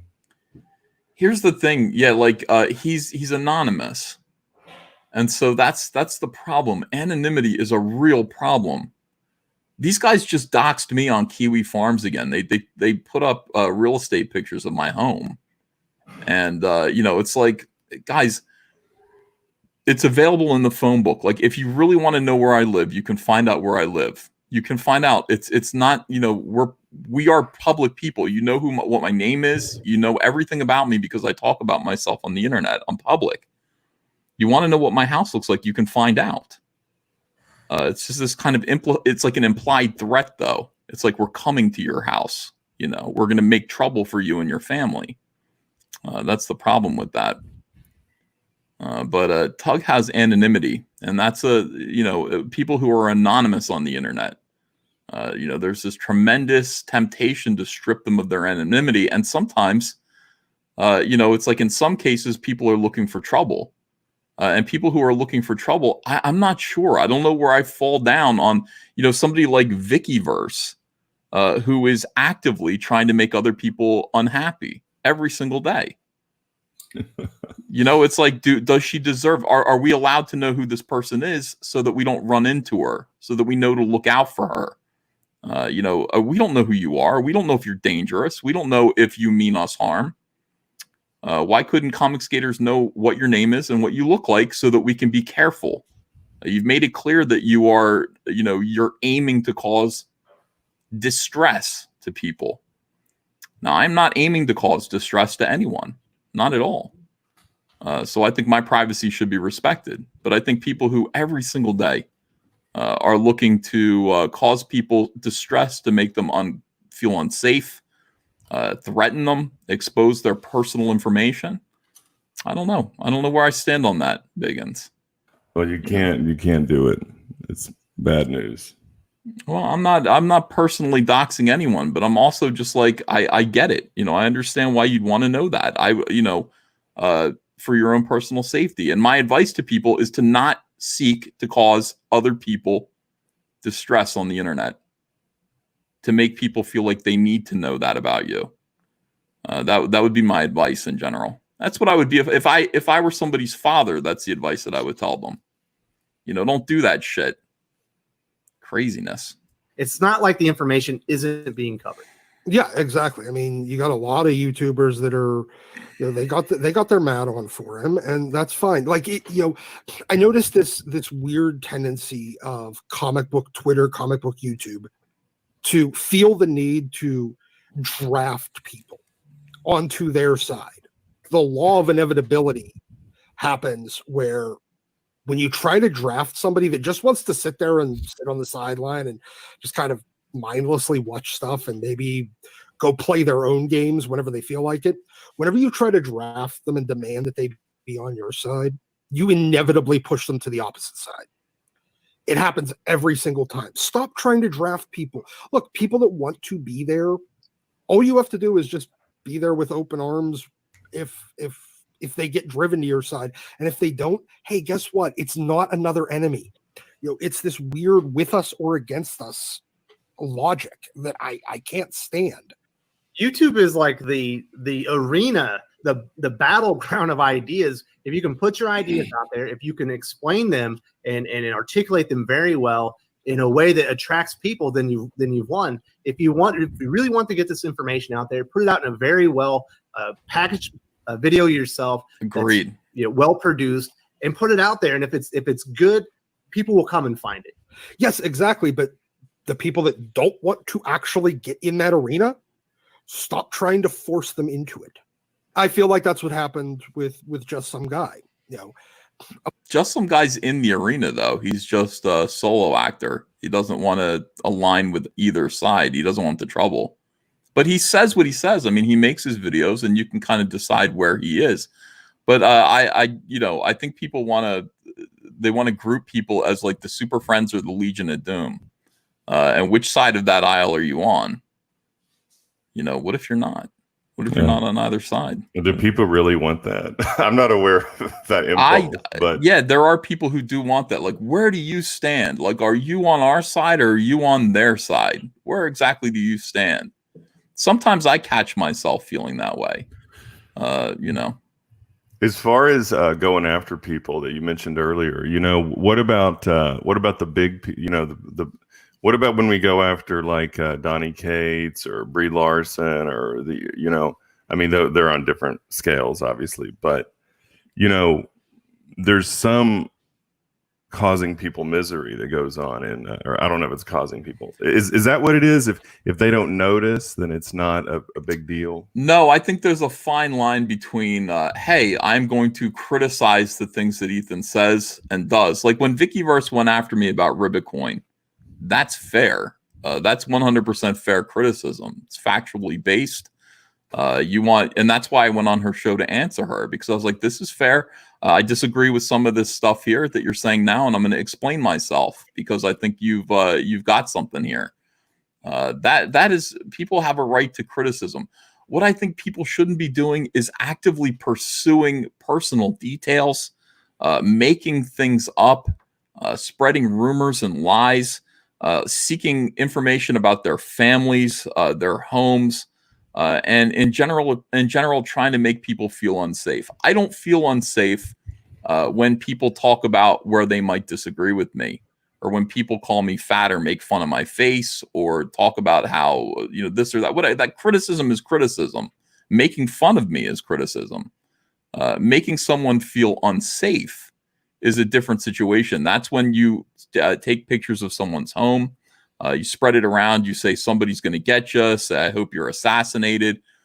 That stuff's intolerable. And that's the kind of stuff that Tug goes through quite a bit. Tug goes through that a lot. Every aspect of Tug's privacy is invaded. I cannot think of a time when I invaded Brie Larson's privacy. Okay, so that's what you're talking about. Getting personal about it and everything, and that, of course, we all condemn that. I think we all condemn that, and that borders on criminality, and you're getting into almost a legal arena there. But when we goof on Donnie Cates's live stream for an hour, that's just good fun, and tease him, about the way that he engenders hatred and contempt in females like nobody have ever seen. That's perfectly okay. That is fair criticism. You're allowed to make fun of anything that I say or do on the internet. I extend that to other people as well. And I told this to Vicky when I went on her show. I said, I'm going to come on the show. Topics for discussion are my business, anything I've said or done on the internet, all that stuff. You get personal and I'm going to leave. You want to talk about my family, I'm going to leave. Any of that stuff is not open for discussion. But anything else is. If you want to say, on this live stream, you said this, and on this one, you said this, so you're a hypocrite. Well, that's fair criticism. But when you're saying, when you've researched my family, when you have photographs that you shouldn't have of my family, things like that, that's just intolerable. And that's the kind of thing that Tug goes through all the time. And I'm starting to go through it a little bit, but for the most part, I just kind of accept it because I feel like, crazy people, even though nobody should have to endure crazy stalkers, it's kind of a trade-off for, internet fame, I guess, and making a lot of money. But I don't think it's okay. I don't think it's okay. At that point, you're crossing lines. And I felt a little bit bad about roasting Donnie that hard, but do you know that in the subsequent video, he completely turned his behavior around? I mean, we helped that guy. We helped that guy. He's better now on the internet. At least he changed. Like Gail Simone stopped making videos. But like Donnie's like, I'm not going to stop making videos. I'm just going to stop crying in my videos and looking like a pussy. That was the best thing that he could do. I mean, that's the thing. Like, you need people to tell you to stop doing that. If you're sitting there going, can I just spiral at you for a second? Understand, men are watching you right now. People are watching you and getting sickened by that. That's not okay to most people. They're going to make fun of you. And one of the things about being on the internet that you learn really, really quickly, YouTube is all about people roasting you. And if you do not have the stomach for it, if you do not have thick skin, get the fuck off of YouTube. Because, I mean, even people who like you are going to take you to pieces. I learned that from Zach, early on. I went, shit, this is the way it is, huh? Zach is taking me apart on my phone right now. What's Zach saying? He's just he's making fun of my voice and blah, blah. He's tearing me up. Worse than the chat. I think you're doing fine. I don't even look at the chat until I rewatch the stream later, if I do. The chat is great. The chat is where it's at. We're talking about food. They're talking about squatting. They're talking about different people. The chat's a wonderful source of entertainment. Raging Golden Eagles says, hail the fucking chat. Raging Golden Eagles for $2. Ethan definitely has the stomach for it. You bastard, Raging Golden Eagle. You unbelievable bastard. Congratulations on $4,000 for your book. It's just fantastic. All right, here we go. A bunch of people, some people that have, I guess, ostensibly, I would like to believe they have good intention. Just they're curious about somebody else's take on it. But when you get to the point of demanding, that's whenever I draw the line. You don't have to draw the line. Anybody do anything. Yeah, approach them. If they want to cover it, they cover it. If not, then... No, you can demand that just some guy do anything you want. He's a YouTuber. You can demand whatever you want out of him. You can say, no, I want you to say that. You're allowed to do that. It's perfectly okay. It's not good manners, but, it's YouTube. You say, okay, have a nice day. He knows his audience better than anyone else, and he knows what content he wants to make. I can tell you as a content creator that's not nearly as good as just some guy, that when you're making content about stuff you're not very interested in, you make bad content. Yes, and everybody watching can tell you don't give a shit. It's just weird. There's other stuff we could talk about with ComicsGate, but those are the two big things. I do think the trademarking of ComicsGate is a bit silly, and the idea that Ethan Van Sciver is now propped up by ComicsGate, when I would say it's actually kind of I wouldn't say it's the other way around. Ethan Van Sciver is going to be successful with or without him. He has his audience now. They're very dedicated to him. They're not going to leave him because you took a trademark away. That's just a silly idea. And then I think just some guy should be able to make whatever the hell he wants. He's built an audience. He's worked very hard for it. YouTube channels take a lot of hard work and dedication. He's put that into it. He can do what he wants. I guess we both won. Like in this, Ethan versus Preston, just some guy versus Captain Cummings. It looks like these two guys won in this debate here between these two gentlemen. By the way, this is Thinking Critical, this channel. I'm going to recommend. I told these guys, I said, this is a good video. I'm going to EFAP it this morning for content. So I'll tell everybody to please go over there and subscribe to Thinking Critical in exchange for that. And they put a little heart by my comment. So I assume that's permission. Agreed completely. Trying to take away or trying to control the ComicsGate trademark, copyright, whatever the hell it is.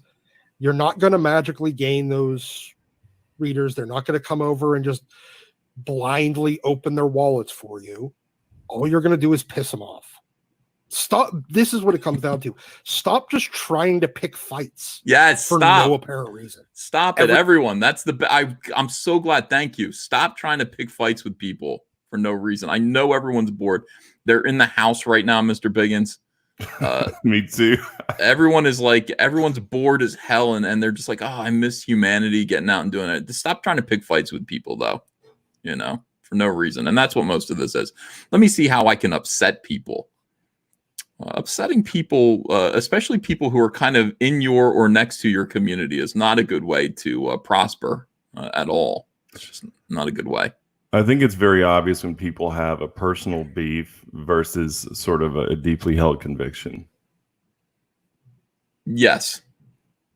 Yeah, I think that's obvious too. Do you want to give an example? I mean, well, I think these issues here that they're talking about are personal beefs, and they don't ring true, and they feel slimy, and these are just personal beefs. These are not deeply held convictions by these men. These are protests that are masquerading something else, just like we always talk about the positivity, negativity, bomb thrower, all these bullshit terms that are actually covering up a personal beef, not a deeply held conviction.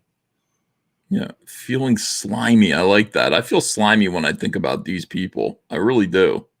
Yeah, slimy people. That's right. And yeah, so that's my point. And these a lot of the beef that they come up with is just a subterfuge or a cover for just a personal beef that underlies it. Like even the ribbit coin thing. Mm-hmm. Like she's really mail fraud is a big issue for her that she's thought about all her life. No, that's just a cover for going after you. Right. She doesn't think like mail fraud is some big injustice in the world that needs to be corrected. There's an underlying personal beef. The same thing with these conflicts that these guys are talking about here. Captain Cummings hates you for some reason. We don't know why. Do we know why? No, I have my suspicions, but I've never been able to ask him. I invited him to come on the show many times. And like, at first he just said, tell your audience that I apologize. And I said, well, why don't you show up and together we can kind of do a live stream that makes it clear that, we're still pals. And he said no to that. And that was the last time I talked to him. And every time he shows up, he's more and more kind of insane with hatred for me. I haven't been able to talk to him. I would love to give him a platform to explain why and to sort of, ask him some questions. Because it seemed he turned on me when I made $400,000 on Cyberfrog. Boom, like that, like a light switch. It was odd. Well, a lot of that was tied up with all of the Nurkish, Tim Lim, all that stuff too. I remember it was all during that same era. Yeah, and Nurkish was a weirdo. I don't get any of these people. I don't understand what their problems are. There's a whole cadre of people that are animated by their hatred for you, and it's very odd. It's very odd. I kind of understand Tim Lim because I kind of got in the way of Tim Lim's business, but I did it accidentally. Tim Lim was doing these Trump comics, and I just said, I don't think this is. Somebody asked me my opinion. I said, I just think this is a waste of time for somebody like Chuck Dixon. I think comic skaters should not be making political books that are not going to be of interest, in the future, as these Trump books will not be. They should be making more content that, will stand the test of time. And that pissed Tim Lim off so bad. And I didn't even know it was Tim Lim that was making those Trump books. I had no idea. Well, it was probably an error on your part. Well, it definitely was. It definitely was an error on my part that I would take back if I could. And I tried to. But it just didn't, I don't know. It wasn't going to work out. Tweeter Trash did a whole video about it. He went back and he documented the whole thing. The moment when ComicsGate, kind of fragmented into the Tim Lim, and the Ethan Van Sciver groups. That was pretty interesting.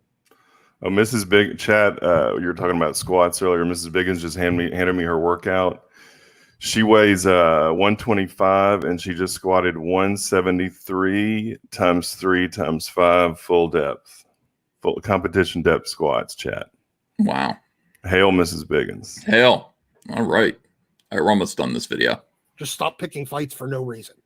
Absolutely. And that includes Ethan. I think that he should definitely take a chill pill, but At this point, he doesn't really have to. I guess it doesn't matter. That's right. I'm allowed to continue to run rampant all over everyone, riot, cause trouble, wreak havoc. I don't have to do anything. I guess I don't have to take a chill pill. I don't understand. I feel like I'm living in an alternate reality. I don't understand what anyone's talking about. I'm very chill. I'm very chill. Yeah. Welcome to comics, internet, blood sports, I guess. All right, Doc, that basically takes up our time for today's video. I really appreciate your perspective on all these events. Anytime, any day, we'll just laugh about comics, YouTube, and Twitter. That If you sounds enjoyed good. this video, please give it a like. I would appreciate it. Right here, guys. Subscribe to Thinking Critical, please, and thank you. I'm not sure they made any great. They got some things right. They got some things wrong. You know. I liked it. Here's what I liked about it. I like this whole thing because there's this one constant accusation that, it's like, well, you jumped on board ComicsGate and you took ComicsGate, you took it over, and you hijacked this movement. I've heard smart people say that before. People who I thought were smart say that. And then, I really like this whole thing where it's just like, no, Ethan would be okay without the movement, or without the hashtag. So Preston taking it over just seems like somebody who's trying to bother people, and I think that's right. That's how I feel about it. Well, that little copyright thing that just should have been ignored by everybody. It's he just wanted attention, and that stuff should be ignored.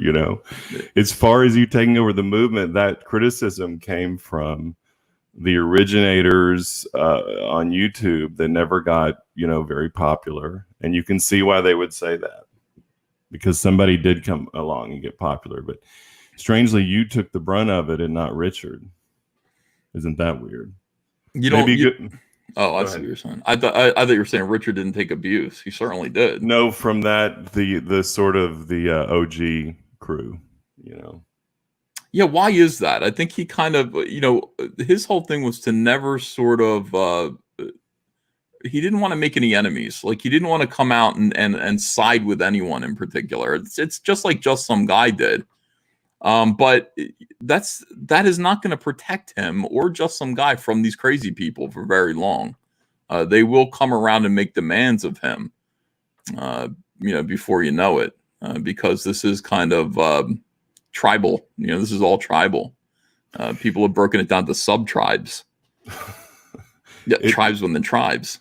Yeah, and well, he doesn't use the ComicsGate label that much, if at all. Yeah, he's made that clear. Yeah. So, but he's clearly clear, and that's why it's not important. If he doesn't think it's important, it's probably not important. Yeah, I disagree with him. I still think it's important. I think it is important.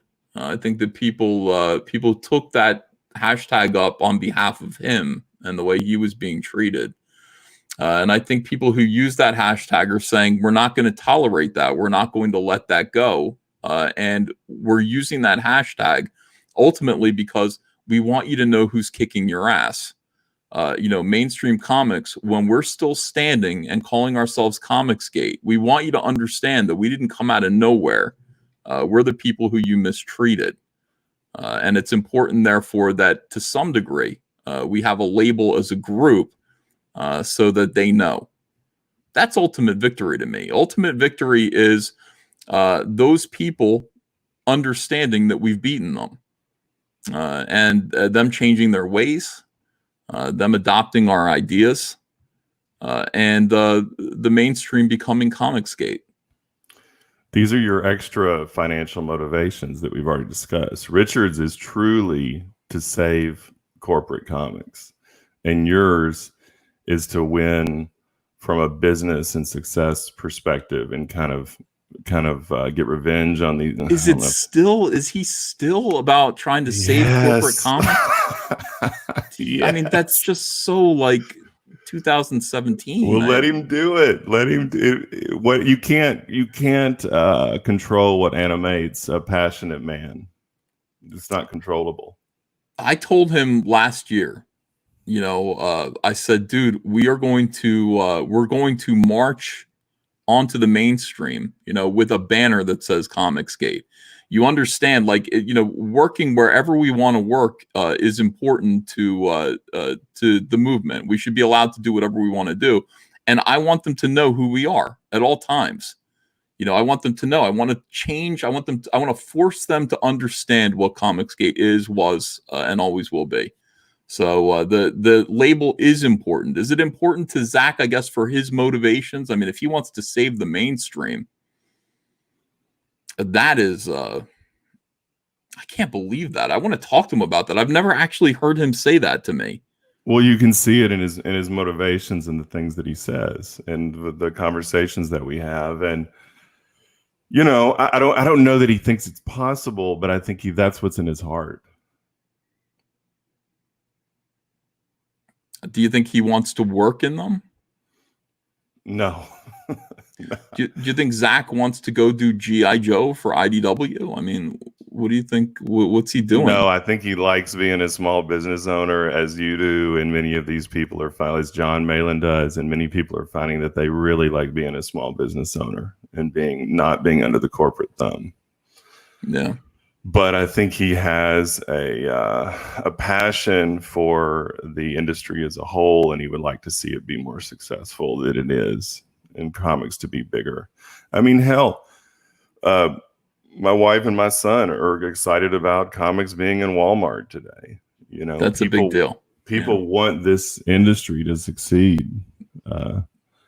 That doesn't really animate me anymore, but people do want comics to succeed, and that is it. But that's an indie thing. I mean, the idea that Mitch and Elizabeth were able to get their comics into Walmart is a big deal. I think Marvel and DC doing that is a foregone conclusion. They could have done that at any time if they worked their way around the direct market implications, their obligations to Diamond. But that's a big deal. That's a huge deal for them to be in Walmart right now. It is a huge deal. And let me revise my earlier statement. I think Zach wants comics as an art form and a medium to be more successful. I'm not saying we agree. I'm not saying he wants to save corporate comics, but that is what got most people hooked on this stuff, was the corporate comics. And we didn't think about it back then because they weren't behaving this way. But now that they're behaving this way, you can see it's because SJWs have converged so many of our entertainment corporations and fucked them up so badly that now that we see that it's the corporate influence that's really destroying so many of these art forms and the content that we love and that we all kind of were raised on. I agree. All right, let's do a quick run through, and let me show you the books that I think are going to be pretty good. Okay, and these are the books that I'm promoting right now. First and foremost, Speak of the Devil, Jawbreaker's Grand Bazaar. This is Jawbreaker's number 3. Actually, though, it's a prequel book, so I guess if you haven't read the other 2 yet, that's okay. This is a pretty good place to start. This was launched 3 or 4 days ago by your boy Zach, and it's great. It's doing pretty well. We want to see this get to 6 figures. Make sure that you order your copy. Zach is also making masks of his character Devil Dog. Devil Dog wears a similar mask to this. You can get one of these. You can get some dog tags. Support your boy Zach's Grand Bazaar. Think about throwing a little money that way. Reserve your copy today. Dan Fraga's Black Flag, Pineapple Perception. Dan Fraga returns to comics and returns to Black Flag with this Indiegogo campaign. Dan Fraga is ComicsGate and proud. We love that about him. $93,415. We got to see this one get to 6 figures soon too. I'm all about scores. Like, this equals a score to me. Because that's your passion, is beating these fuckers. That's what I want to do. That's all it is. But look, back on Zach, he kind of self-evaluated his writing the other day, and it was pretty accurate. And Mrs. Biggins started reading Ironsides 2 yesterday, and she said it's better than Ironsides 1, which she loved. And his writing is getting better and better. So I've backed this. Of course, we back everything. And be sure and support Zach and back this book. And the books are valuable. They've shown worth in the secondary market. And you should be backing all these books if you can. Yeah, agreed. And that's actually a big thing. I showed how Cyberfrog holds up in the secondary market pretty handily the other day. Thank God for eBay. But this book too. I mean, you can't find a copy of Jawbreaker's Lost Souls anymore. I mean, you just can't find it. And when you can, it's about $100. So don't do that. Just go ahead and pick up Grand Bazaar for $25 here, and don't miss out any more from here on. It's they have relatively low print runs, so even if you don't read them, you're kind of a fool not to buy them. Yeah, I agree. They do well in the secondary market. This is Cash Grab by Cecil. This is an absolutely amazing success story. Cecil is beloved, kind of a beloved figure of ComicsGate. He's on all the live streams. He's funny. He's made you laugh for 2 years now, and this is how you repaid him. You gave him $165,000 for his book that he wanted to make, Cash Grab. Initially, this book was going to be made. It was a team up with him and Nurkish. It would have been a whole different reality had that book come out. It was going to be drawn by Tim Lim, but things happened the way that they did. And now Cecil is doing the book solo, and wow, this is what he gets. He doesn't have to share this with anybody except for Donald DeLay. And please pay Donald DeLay as soon as possible, Cecil. That's why Mrs. Biggins wears a Cecil dress and not a Nurkish dress anymore, because when Nurkish screwed over Cecil, she changed her dress from a Nurkish. Remember how ComicsGate all used to wear clown masks? Yeah. So she had a clown dress, and then she changed to the Cecil dress, and she has a Cyberfrog dress now, but it didn't switch over. So, that's pretty cool. This is going to be a great book, and we can't wait. And that character there in the pink in the background, Donald told me she's physically based on Mrs. Biggins. So that's great. Hail Donald DeLay. More great artwork from Donald DeLay. This is She, Return of the Warrior. Billy Tucci's bringing back his character from the 90s, She. And thank goodness, I love all these people that are bringing back their 90s characters again. I think that's when comics were great. Look at this artwork. Damn it, Billy. So good, man. So, make sure to back and support She, Return of the Warrior. Vestige is shipping out. People are reading this and are delighted by how good it is. So it's got a cover by me on it as well. If you're collecting my stuff, don't miss out on Vestige #1. Xenotype Volume 1 by the controversial and muckraking Liam Gray from Australia. We're promoting this. I missed promoting Xenotype when it was actually funding, but I'm giving it a little bit of love while it's in demand. $48,000 there. Blade Devil Ghost of the Past.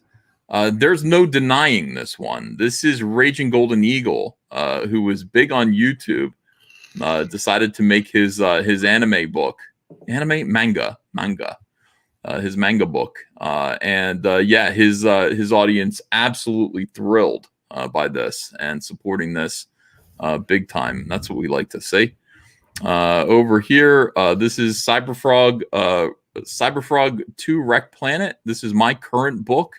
I invite you to back it and support it. Please do. Don't miss out on it. Oh, thank you. Just picked up another backer. And over here, Cyberfrog Unforgettable Tales, which is still funny. Oh, it's close to 170. I can't wait till it gets to 170. I love that. I love racking up scores. That's what I want to say. All of this is being calculated together, by the way. Oh, he cut out. We got Vinny's book this week, and it's just beautiful. The hardcover for Through the Woods. I don't know if he has anything. All of these campaigns. You cut out, Ethan. I got Vinny's book. I know I did. I wanted to say all these books are being. All these books are being calculated together, and look, we're trying to see what ComicsGate can do in the course of a year. So make sure to support. Okay, Mr. Biggins, you know what I'm going to do, and you don't have to stay for this if you don't want to, but you are invited to stay. I don't know what your plans are today. I am going to open up the chat. Lovely. Yeah, we're going to let people in here, and I can't wait. Debaters. I'm going to let people in here who want to debate. What do you think? Is that good or bad? Come at me, bro. All right, here we go. You can debate either me or Mr. Biggins. I'm putting the link in the chat. You're welcome to come in here and basically, unless you have something interesting to say, I'll give you like 4 minutes. So get to your topic as soon as you can. And we will see what happens. Lord Job of the Cuck and everybody, please continue to spam the chat with the link. Copy the link and make sure that people have it. Mr. Biggins does still have to do his squats. That is correct, John Whalen. It's gonna be crazy. You guys probably have a great gym in your house. We have a full squat rack and barbells and everything else. And today is today's a mixed day, so we're gonna do squats and overhead press. I think today, Chad. Lift heavy, Chad, and save your money. Lift heavy. What does it mean to lift heavy? What do you mean by that? Lift heavy means you want to do lower reps and always increase the weight. Lift heavy means whatever you're lifting that day is heavy for you. There's not a certain number. It means you want to challenge yourself to get heavier and heavier with good form. So I want to do fewer reps of more weight. Yeah, I like 5x3, 3 sets of 5 on the 4 big exercises, and try to increase the weight on the bar with good form. Record yourself. Don't look at yourself in the mirror. Have somebody check your form. There's a lot of good videos on form. The best form videos are starting strength. They really get heavily into form. Mark Ripito is a good friend of mine. He's the king of strength training. And 5x3, the big 4, it'll change your life. Lift heavy. 5x3, the big 4. Yeah, the big 4: squat, deadlift, press, and bench, and 3 times a week. That's inspiring. I love that. Here we have Sketch Therapy. How you doing, Sketch? I'm doing good. What's the topic? Dude, I let you in here. You get to determine the topic. We're talking about weightlifting right now, Sketch, but mainly comics. Yeah, okay. yeah. Well, if we're talking about comics, I got to remember that a lot of people supported even Mike until the last second. I had to have a little bit of a debate of a mental tussle with Malin for his last minute defensive Mike. And there's a lot of people that you like because you guys are professionals, but I got to remember that there's a lot of stuff that happened behind the scenes that allowed Mike to continue his Ponzi scheme for a very long time, which cost a lot of customers a lot of money. So, some people are going to say, don't fight. I say, fight if you want to, and fight all day, every day, because despite a lot of people, and everybody went against me when I was going against Pope Fire, but it turns out that she was the one who stole Zach's Facebook. Everybody went against me.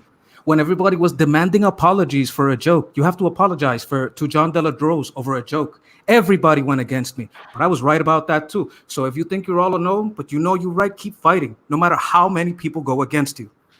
Hail Sketch Therapy. Thank you, buddy. Sketch Therapy, obviously, I'm a fan. I like Sketch Therapy. I have him in whenever he wants to come in here. Hail Sketch, and we also thank him for his service. He's an injured combat veteran. 100%. David Bowser, are you there? Hey, Hello. what's going on, man? Hail. Hail. Can you hear me? Yeah. Hey, man.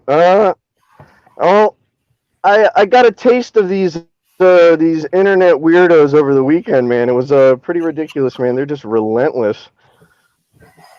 Yeah, I think I saw some of that, David. I think I saw you doing that because I got tagged in some of it, Well, I just I wanted to give a shout out to Antonio Bryce, man. I got his book Brand yesterday, man. That book is great, and he's kind of been slacking on backing promoting his book, so I kind of want to help him out a little bit because $20,000 is nowhere near where his second book, Way of the Gun, should be. David, I think people are waiting to get their first book before they back the second. That's a ComicsGate principle. Yeah. I mean, I hope that's the case, but yeah, I got mine yesterday and I backed it as soon as I got it and I read it. So I hope he's got some time. I think that again, the other thing is with him that it took him a long time to get where he ended up getting. It's not like he made. Yeah, it looks like he's got like $75,000 or something like that on that first book. That took like a year to get there, and it was hard work to get there. So let's give him a chance. I'm doing a cover for him. I know he's asked me about that recently. I'm doing Cyberfrog stuff right now, but once I do his brand cover, maybe he'll come out and want to be more more involved. But thanks, yeah, and a shout out to Antonio, guys, back way of the gun. That's very important. He's doing his fulfillment by hand himself out of his apartment, isn't he? Or his house. He is. He totally is. So That's that's a another Herculean thing. task. 100%. Here's 3D Zach. Well, it's good to see you, man. How you doing? How's it going? It's good. Hey. Hail. Oh, Hail. Mr. Biggins, you're kind of the man of interest for me actually here. I listen to you and I believe that I think you're always talking down. I think you're more intelligent than you present, and I want to thank you for that because I need that. I appreciate specifically. I try to keep it real for the chat, man. Hey, if you want, what I'd actually like to go for is we've got a bounced market right now. Everything's on the downturn, kind of coming up for the upswing. I'm currently going in for oil field services and oil field secondary markets. And I'm thinking that's my methodology for catching this turn that knocked out like 70,000 of the 401k. So, yeah, I agree 100%. That's exactly what I'm buying. Energy sector. And right. I agree. Yeah, the instability caused by Russia and was it the Saudi Arabia market? That comes around every now and then. What's that? OPEC. Oh, so, well, OPEC, I mean, they're OPEC competing and with Russia OPEC drove the price down to nothing, and yeah, it's a great time to buy energy. But I only recommend doing that if you already have a widely diversified portfolio, and it sounds like you do, and you know what you're doing. And I agree. Right. I agree with your. I'm not giving financial advice except very general advice. But, and these are all via mutual funds as well. So I'm going to be reinvesting dividends. I'm going to be taking anything that I would be able to get out to it and recycling it back into it to gain more interest. Ethan, you might have seen me floating around a little bit. I have the digital press, the Canon C800. I've got a couple of projects lined up. I'll be doing the supplementary book for Narwhal. That's actually kind of interesting. It's a really neat little story that he's put together there. Well, I can't wait to see how it looks. I can't wait to see how the print job looks. Hey, if you want me to print you something so that you can test it and see what I can do for you, I offered to do the calendar. The calendar, yeah. You mentioned that. That's a thought. Yeah, if you wanted to actually see that, I mean, easy enough. Could you print 2,500 calendars? I mean, yeah. In a day. I mean, like, that's pretty easy. Really? That's awesome. Okay. Yeah, I mean, like calendar that's well, if you want it to fit in the what was the box called? The honeycomb box. Yeah. So it's going to be the size of a comic book, Right. That's the thing. Right. But yeah, sure. And so if you wanted it to be just your standard like fold out comic, probably saddle stitch stapled in the middle, to be able to fit in there. I mean, that's only what would it be? 12 pages, 13 with a cover, 12 sheets actually. So I mean, yeah, that would go pretty quick. I mean, that's a thought, man. We'll talk about it. Well, let's talk about that in private. Well, hey, we've DM'd each other plenty enough at this point. Yeah. Let me see. I got to get the thing designed, and then let's talk about what your capabilities are. But it sounds like fun to branch out a little bit. And cool. I'm really looking forward to helping some of our smaller creators here. I was getting to pricing some of this stuff, and I was like, nothing becomes like feasible until you're over 1,000 copies. So I can do it much less than that, and that's I've got another project, Iron Skies. I saw one of his updates because I backed him. He said that he wasn't going to be able to do the printing because he ran short on money. And I was like, hey, what do you need? Just tell me. Dude, that's huge, Zach, man. Thank you very much for doing that. I appreciate that. All right, brother. You have a good day, man. Take care. Thank you very much. I love the financial talk, and I want to make ComicsGaters rich and strong. Absolutely. Hello, Patty. How are you? You're muted right now. I'll unmute you. Wait, unmute. Okay, there you go. How you doing? Hey, Patty. Still can't hear you. Yeah. No. I know you're on the East Coast, though.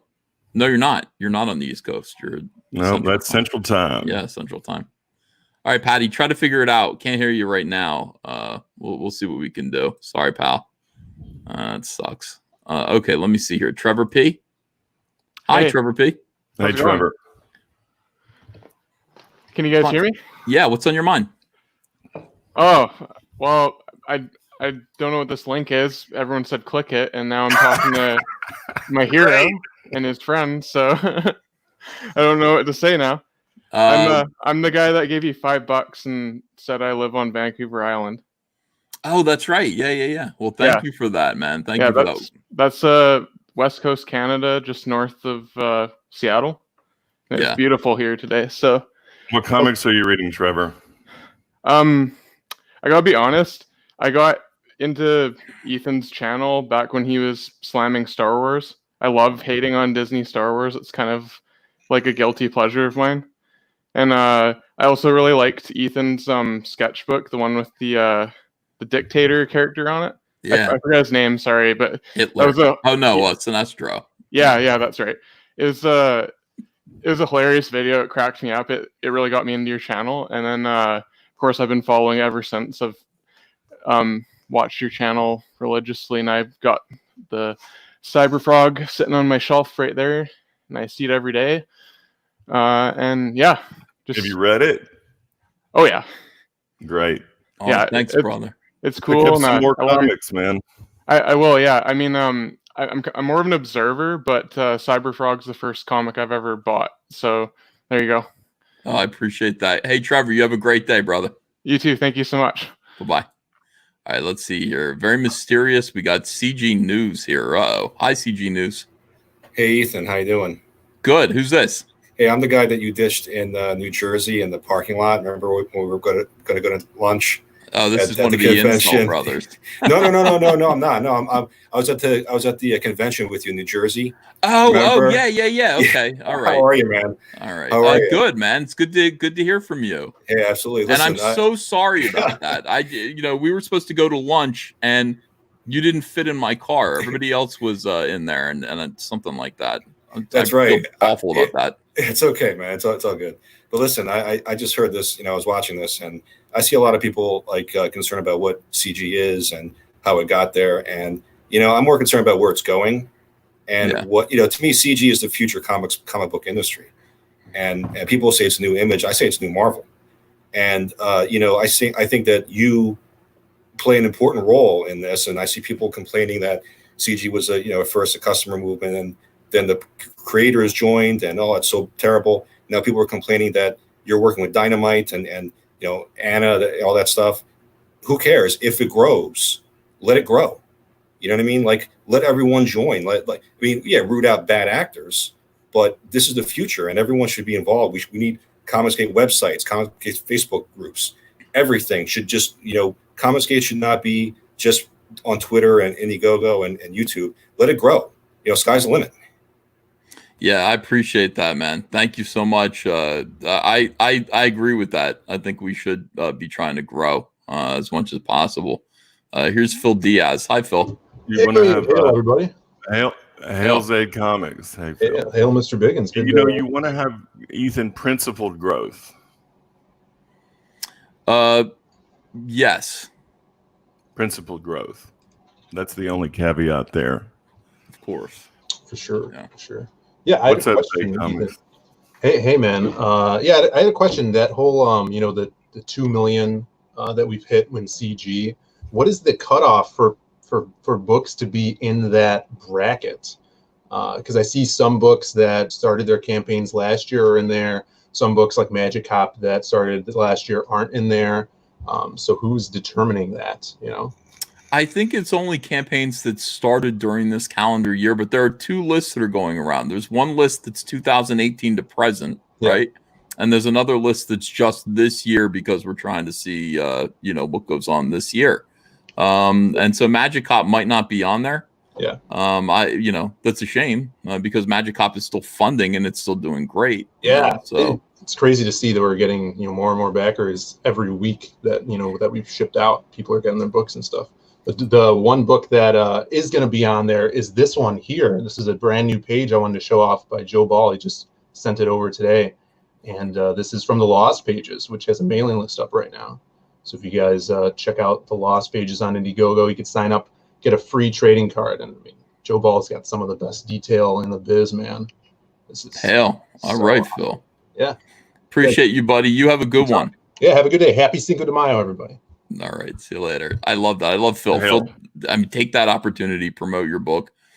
Charlie's London, hello. Hi, sweetheart. How are you doing? I'm good. How are you guys?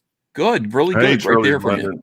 Hey, I'm just sitting here, just building. Well, I was listening to the chat. I listened to the stream, and I was actually tidying up and putting my my YouTube in space together. So putting things on the wall and trying to make it look a bit appealing for when people actually want to tune in and see me, which I don't know why I would, but it seems like it's going to be a lot of fun. Yeah, absolutely. I'm looking forward to your book. That's the thing. Charlie's London has gotten the rights to make a comic book about the early days of Charlie Chaplin in London. That's right. You're limiting it to that scope, or no. The theme is that how his growing up in London shaped everything he did. It's going to be over 3 books, and it's going to at every single point in that book, every single point of these 3 books, he comes back to London. There's 3 pivotal trips back to London, and that's going to be where every single one of these books ends. amazing. I can't wait. I can't wait to see how it is. You want to hang out here while we talk to other people? Yeah, cool. I'm up for that. All right, here we go. Let's try Patty again. Hi, Patty. Hey, how's it going? Good. It's good to hear your voice. Yeah, sorry about that. I thought I had my poop in a group, but I was I was wrong. Hey, so we get to choose the topic. I want to talk about Mad Magazine. Okay. I'm a big Mad guy, as you can see. Yeah. It's well, I kind of want to know what your thoughts are on its failure. I mean, it failed before the comics book industry failed, but I think it was suffering from a lot of the same things that modern comics was suffering from. Like, I mean, if you look at a lot of the covers for Mad Magazine, it's Trump. Yeah, we agree. Trump else. derangement syndrome killed it. And I think DC Comics actually would be in agreement with you. I've heard some people say that, look, Mad Magazine died because it became angry, Trump derangement syndrome nonsense. And that's probably the final nail in the coffin. But they were, Mad Magazine was declining over time, I think. Yeah, it certainly was. And I mean, but even looking back, like, they've always done political stuff. Mm-hmm. It's not the same as like when people say like, well, comics were always political. Mad actually was overtly political for almost the entire run of it. But the difference is it wasn't like mean-spirited, and it wasn't one-sided. And so I'm pretty bummed out about it. I still subscribe to it, but yeah. And you know what? Before I go, because I don't want to take up too much time, I actually found, Ethan, you're on a cover of a comic, and I was wondering if I could get you to sign it somehow. Have you seen this cover? It's amazing. It's undeniable. You bastard. That's funny. All right, pal. You have a good one, man. Thanks for laughing. Too. Bye-bye. Let's see. Dragovic. Dragovic. How are you? I'm doing good, Ethan. How are you doing today? Wonderfully. What's on your mind? Oh, not much. Long time listener, first time caller, my friend. I want to talk to you a little bit about, these people who keep complaining about you and that you say these things that are, too spicy, a little too hot, Mm-hmm. You put a little too much hot paprika in the borscht, that sort of thing. Yeah. But what they always skip past is the part where they spent years trying to destroy you, trying to take money out of your pocket, trying to make it so you couldn't feed your family, man. It's just, they always skip past that part. They always leave that behind. And I just want to say, I'm just so glad to see you thriving and succeeding. It just brings, warmth to my poor Soviet heart. And right. One of the things I remember is when I saw the numbers going up for the first Cyberfrog and how well it was going, brought tear to my eye. So keep winning, keep eliminating, destroying your enemies like a Russian tank division, okay? All right, Dragon. Thank you very much. I appreciate all those nice comments, man. You have a good Hard one. to make a Russian cry. I would think so. Yeah, take away his vodka. That would kind of do it. But yeah, I mean that's the thing. Like you know, I'm a little spicy. I'm a little bit hardened. I don't think there's not a lot left of the old me in here, Biggins. You know, I'm a born again vampire at this point. Like Zach said, you know, so it's like I don't know. I might come across a little bit harsh sometimes. I don't think so. No, sure. You have great mirth under there, Ethan. We all know it. That's one of the reasons for your success. I try to keep a sense of humor, but yeah, ultimately, you know, and I don't know. I'm hardened, you know, so I'm soft but hardened. The industry. I gotta do the lifting heavy weights with you. I gotta figure this out. Yeah, and the money thing. Yeah, money too. Let's talk about money. Church of Failure. How are you? Are you on the subway? I am not. I'm at work on break, but I figured I'd try and pop in. And you know, speaking of money, you were on the right topic when you brought me in. Remember a couple of days ago, you offered to adopt Liam and be Daddy Sunbeam. Oh, sure. Yeah. I have come to volunteer for that position and discuss allowances. You now hold on a second. So you want me to be your dad, or you want to be Liam's dad? No, I'll let you be my dad, and I just want some of that frog money allowance. That's all. Okay, well, why don't you ask Hunter about that, because there might be some son already, and he'll tell you how stingy I am when it comes to that. But so on the serious note, I love everything you've done so far. I backed all of your campaigns. Are we still doing warts and all? Is that still in the books? Yeah, you bet. I gotta finish out. I don't want people to take their eye off the ball here. Cyberfrog 2 Wreck Planet is damn close to making $1 million. So I'm not talking about warts and all now, even though it is on the books and we're still going to put it, we're going to crowdfund it this summer. But I mean, here's the thing. I'm looking at Cyberfrog 2 Wreck Planet. We're at $700,000 with 10 days to go. You know, the first 7 figure in one go, Indiegogo ComicsGate campaign is within our grasp. Are we going to do it? I don't know. I'm amazed by where we're at now. But I want to stay focused on this campaign and all of its promises. Warts and all is fairly easy to put together. I'm going to have to write some essays, and that's really all I'm going to have to do. I got to do a wraparound cover design for the book, but it's going to be put together by other people who know how to put together books. So, you know, that's going to be a fairly easy campaign to accomplish. I'm just going to have to get in there and say, this is what we want it to be. But is it going to hit $1 million? I mean, Wrecked Planet is where my eye is right now, Mr. Biggins. Oh, I definitely understand. And first, what is the number to beat the Earthworm in the 30-day number? What is that number? We already did it, 697. So we're already past Earthworm Jim. But his campaign ended at 815 because he went on another 3 months of In Demand. Boy, would I love to beat 815 in my 2 months. You know, that way it would just be, there would be no argument. There would be no argument about which campaign was the biggest. So that's where we're going right now. And again, it's you got to talk about it every single day, guys. The link's in the description if you want to support Cyberfrog 2 and help it sort of dominate the charts. You know, this is a big deal. It's a big campaign. I definitely appreciate you guys. And don't worry, I'm keeping all of the promises I made to you guys. Warts and all is coming this year. Rainbow Brute is coming in November. We're going to launch Rainbow Brute in November. So excellent. That was my next question. Yes, sir. All right, you have a good one, Church of Failure. You too, buddy. Thank you, sir. Bye-bye. Let's see. David Feed is here. David Feed, hi. Hello. Good Hey, David. afternoon. Good morning for you guys, I guess. So, saying greetings from Switzerland. Maybe the only CG representation in Switzerland. We've got a few Swiss fans. Yeah, that's true. I even got some. Yeah, that's true. I'm not the only one. What's Maybe on I'm your the only mind? Latino in Switzerland, but you know. What's on your mind today, my friend? Oh, I was talking about CG. The other day I was thinking about these 3 projects. These 3 upcoming projects that look amazing.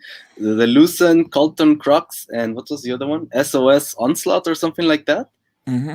and they remind me a lot of some old games that people really liked. Like, I don't know if you heard about this game called Silent Hill PT or something like that never came to fruition. I think you say it.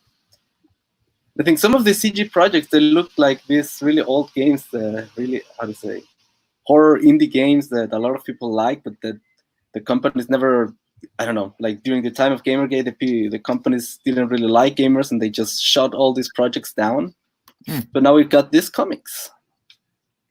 Yeah, Like, I mean, there's some really cool stuff coming out. You know, artists like Joe Ball, which we just saw a little bit earlier. I mean, these guys are creating awesome looking fantasy comic book artwork.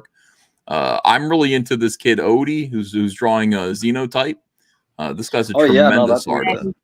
Narwhal. Narwhal is so many. There's so many just geniuses working with ComicsGate right now. But the one I'm really looking forward is the one with the dreams that looks a little bit like Inception. The Lucent, I think it's the name. I mean, the Lucent, Michael Bancroft. Yeah, that looks amazing. Good stuff, man. You Great can't stuff. even rattle all the projects off anymore. There's so many. Yeah, I know. Yeah, that's like there was like a period there was not much coming up, and then it was like a wave of so many different projects and so many different genres also. I agree with you. This is my 2 cents. So all right, thank you, David. You have a great day, my friend. All Hail right, David. And hail Switzerland. Oh, do you know who we had in the chat waiting and then he left? Please come back, Fried Weiss. I haven't seen Fried Weiss since the early days of Zach's show, and he kept calling him Fried Weiss and stuff. And I have not seen Fried Weiss in a year, 2 years. And I was like, oh, I want to get him straight to the front of the line. Fragga, you want to hang out? Dude, what's happening, dude? How are you? How you doing? You stay in here. We're gonna talk to other people here. I wanted to send me your address because I think you need some aloe vera after Patty's burn. You good old Tubby. Fragga boom. What up, Biggins? Hey, Charlies, how are you? That's good stuff. I got a baby on my chest. Oh, you need to go? No, I'm chilling. Okay, cool. Here's Jude Vanillion. Jude Vanillion. How you doing, sir? I'm doing great. Hail Jude. Hail. Hail, Mr. Biggins. Hail, Charlie. Hail, Fragga Boom. Hail, Uncle Ethan. I'm glad to be here. I just want to say thank you for all that y'all do to entertain us here at home. Sure. Yeah, it's fun. This is a fun job. You are welcome. Yeah, totally. What else is on your mind? You are a devoted. You're always in the chat. You're always making great comments. I think you even send me emails every now and then. I appreciate you. You know, ComicsGate is an awesome thing. I mean, y'all are giving us great entertainment here on YouTube, but also delivering great books. So I'm happy to be a service on YouTube as one of your mods, for instance. I often agree with Jude in the chat. He makes great points. Salient points. Yeah, I really like Jude too. Well, cool, Jude. That. You have a good day, man. Thank you. You too. All right, take care. All right, let's see. We got the inexorable. Here's someone I don't know. Oh, Word Nerd, Ryan Palmer. How are you? Hey, I'm doing fine. How are you guys doing? Good, man. Wow. Hey, Ryan. Hey, what's up, guys? Hey, sorry I got the camera off. I got baby too, and so we're here. And it's my day off, and so I'm lazy, and I look beautiful, but I mean, it's my day off, and I don't want to be seen. We'll take your word for it. Beautiful. This is what beautiful looks like right there. Oh, she is. Well, that's the definition. We'll see now. You upstaged me. So that's how we roll, man. What's on your mind, Ryan? Well, I wanted to just come in. I've been watching the stream, and I just wanted to thank you guys for the insight, the info. I'm primarily a writer, and as a writer, essentially, you need published work to promote yourself, and so it's harder for us unless we can get that funded stage. So I do a lot of other things. I do artwork that's subjective, and then I do songs and things like that. So there's some other things I can do to try to be entertaining, but that part is something I have to force. It's not natural. No, those are some good raps, man. The nerd rap was great. Thanks. Well, I mean, my rapping is adequate at best, as I said in the rap, but ultimately the lyrics are where the gold's at. You know what I mean? It's a lyrical miracle. So It is a lyrical miracle. There you go. Thanks, Ryan. Great to see you again, man. I'll get out last part. Mammoth Monk came in. This is a work in progress. My avatar for my cover coming up for Haven Saints 8. And actually, one of the characters from my book came in to make a statement for ComicsGate really fast. So if you guys watch the avatar, you'll actually see it is actually a giant mammoth beast in my home. We wanted to talk to everybody. So, wow, sweet. All right, brother. See you later. Okay, here. Boy, was that going there at the end. Awesome. Metal Movies and Brewskis. How are you, sir? Hey, I'm doing great. Hey, what's up, Biggins? How you guys doing? Hey. Hey, dude. Good What's to up? see What's you. up, Charlie? I'm doing great, man. Yeah, man. Hi, how you doing? Yeah, I'm just pumped up. Cinco de Mayo, about to grill up some carne asada. Make some carne asada Dorito nachos. What's up? Yeah, I'm doing and, great, man. Oh, wow. Hi, how you doing? Sorry. Tristan, plug your microphone in. Try plug your earphones in. You're echoing. So what's on your mind, Metal Movies and Brewskis? I had a question. So, what would you guys think if you walked into like a Walmart or a Target, right? And the whole aisle was ComicsGate books. What would you guys say to that? I mean, look, that would be amazing. That would be amazing. I think we would like that. I think there's nobody who doesn't want their books to be more widely available. So I think that'd be cool. Why? You have an idea for that? Is that what you want, or is that what you not want? It just pops in my head. I get ideas, and I just like to spitball them back and forth with all the people in ComicsGate, all the fellowship, and I think I don't know. I used to go to like everywhere, like the liquor store. I'd go to smart 7-Eleven and whatnot, and there'd be comic books there as a kid, and it was always cool to have them there. You know what I mean? Just to grab them, roll them up, put them in my pocket, And so that was basically what I wanted to say to you guys. And then I got my book coming out. I wanted to shill it real quick. It's called Butch Cleaver. It's going to launch on my birthday, 7-11. This is it was an indie book. I'm going to combine it into 2 issues, yeah. and it's a horror western. So if you want, check it out. It's butchcleaver.com on Indiegogo. Thanks. Hell yeah, brother. Butch Thanks for Cleaver, everything. everyone. Thanks, Metal Movies and Brewskis. See you later. Let's get Tristan's microphone going. Tristan, how are you? Yeah, I'm all right. Sorry about that. That's I okay. didn't know what happened and how I came in. I went from backstage to I'm in. Whenever I see somebody, I'll be honest with you.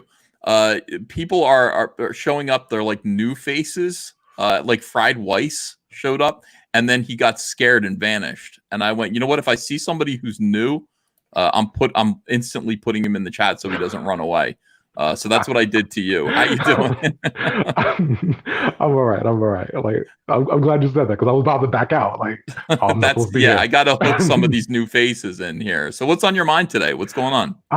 Oh yeah. So I want to talk to you guys about 3D comics. Like, how do you feel about like 3D art as comics? Like old school with the red and blue glasses? No. I mean like computer generated image. Talking CG? Computer and CG generated images as comics. I did a book in 2000 where all of my backgrounds were computer generated, and I hand drew all the characters. So I think it works as long as the aesthetic works. But that's like asking, how do you feel about ink comics? It depends on the execution. I'm down for good comics.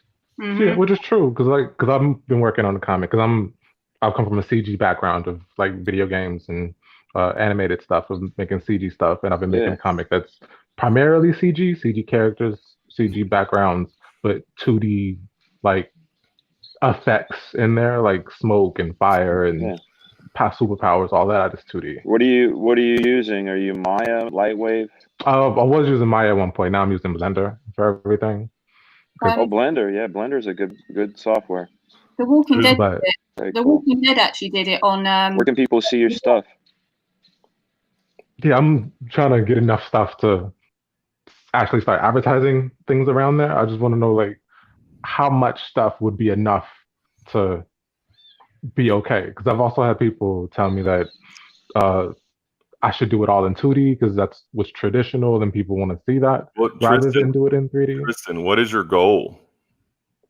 I want to make a cartoon, add cartoons. It's like my passion, and I like telling stories. Like an animated cartoon or like a animated cartoon is what I like. Is what I love doing, but I also love comic books too, and I'm really in between. Yeah, you know, I'm sorry, Charlie's. Go ahead. Oh no, sorry, Ethan. I was just going to say that I can't remember what run it was, but The Walking Dead did a couple of their covers where they were online. That you could buy them actually the physical copy as well, but the online versions had animated front covers, and they were incredible, absolutely incredible. There's one where it's an old lady and she's got blood dripping from her mouth, but it screams when you actually load the PDF up.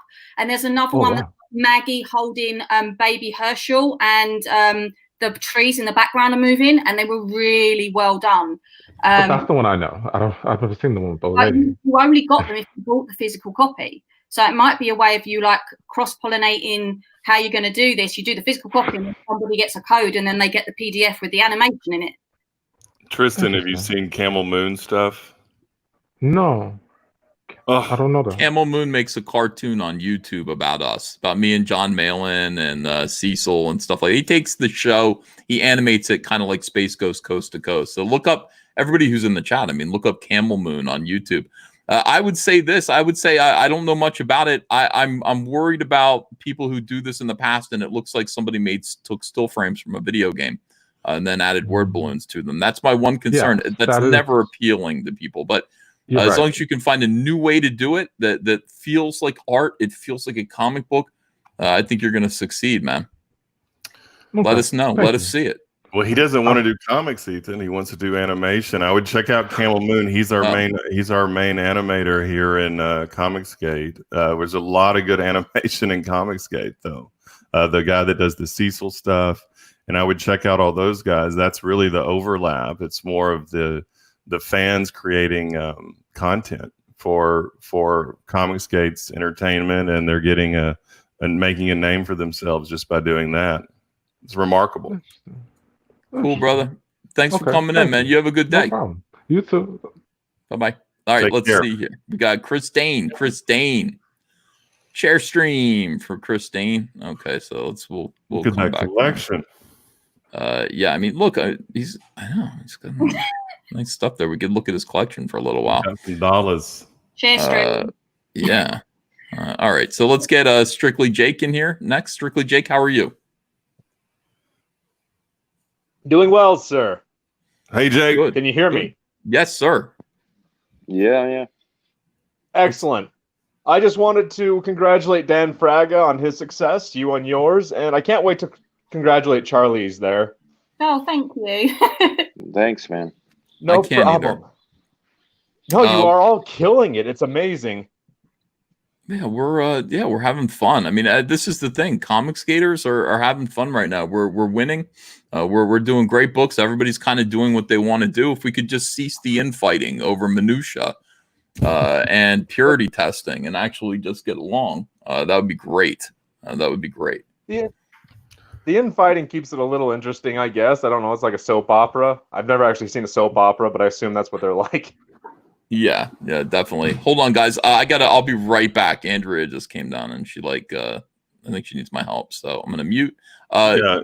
Take over, Biggins. Yeah, Jake, I think what are you reading right now? Reading as in comics? Comic books. I actually read classic books, but I'm reading Cyberfrog right now. Yeah, it's great. You know, as far as the infighting, this is a group full of passionate men, and passionate men are going to argue. And if you don't think there's infighting in corporate comics, you're out of your mind. They just keep it very quiet. Oh, I know there's infighting. What's interesting about ComicsGate to me, though, is it's a lot like Atlas Shrugged. You ever read that? Of course. I just think it's interesting that there's all these people trying to control the industry, and then there's some people that just say no more and just leave by themselves, and they get attacked. And then they finally just say, you know what, we don't need the industry anymore, and we're just going to make our own thing. And then, I don't know, it all just kind of worked out like that. It's cool. I like to have the fight. I mean, passionate, convicted men are going to fight. Okay, that's normal. And I like it being on the surface instead of underneath in the back rooms like corporate comics. And I would like to hear Mr. Fraga's take on that. I like it being out. I'm 100% with you on that. I mean, I don't like fighting, but I also don't like things bubbling, you know, But Dan, and also Dan, hidden stuff. if you have a group of passionate, convicted, strong men, they're gonna fight. Sometimes Men of conviction, not convicted like they are in jail. I mean, No, I know what you're saying. yeah. I'm saying it depends on their convictions. You know, if one, I like anybody and respect anybody that has an actual position on something. That's respectable. But sometimes when you get down to what those positions are, you got to take a step back. And Dan and Ethan can confirm this, but the corporate comics creators, most of them hate each other. They hate. There's a lot of truth to that. Yeah, they're afraid of each other and they dislike each other. Strictly Jake, thanks for coming on, my friend. If I can just yeah, Ethan, can I just say one more thing? Sure. All right, this is just a point I've been wanting to make for a long time that kind of got left by the roadside. There was, like, when everyone was complaining about your book being late, there was a lot of people, like me included, in the chat saying that we were okay with your book being late. And they're going to use that against you forever. But there was a lot of us. I mean, that we're part of the fan base too. We just figured you had to set something new up. So thank you so much for all you've done. We appreciate it. And you're going to have all the books out on time, so we're fine. Yeah, I thank you, Jake, and everyone else, you know, who's involved with that covers. You know, thank you for that indulgence, and you know, I assure you that's not going to be a problem ever again. But I thank the fans for that. Andino Palacio, hello. Hail, Andino.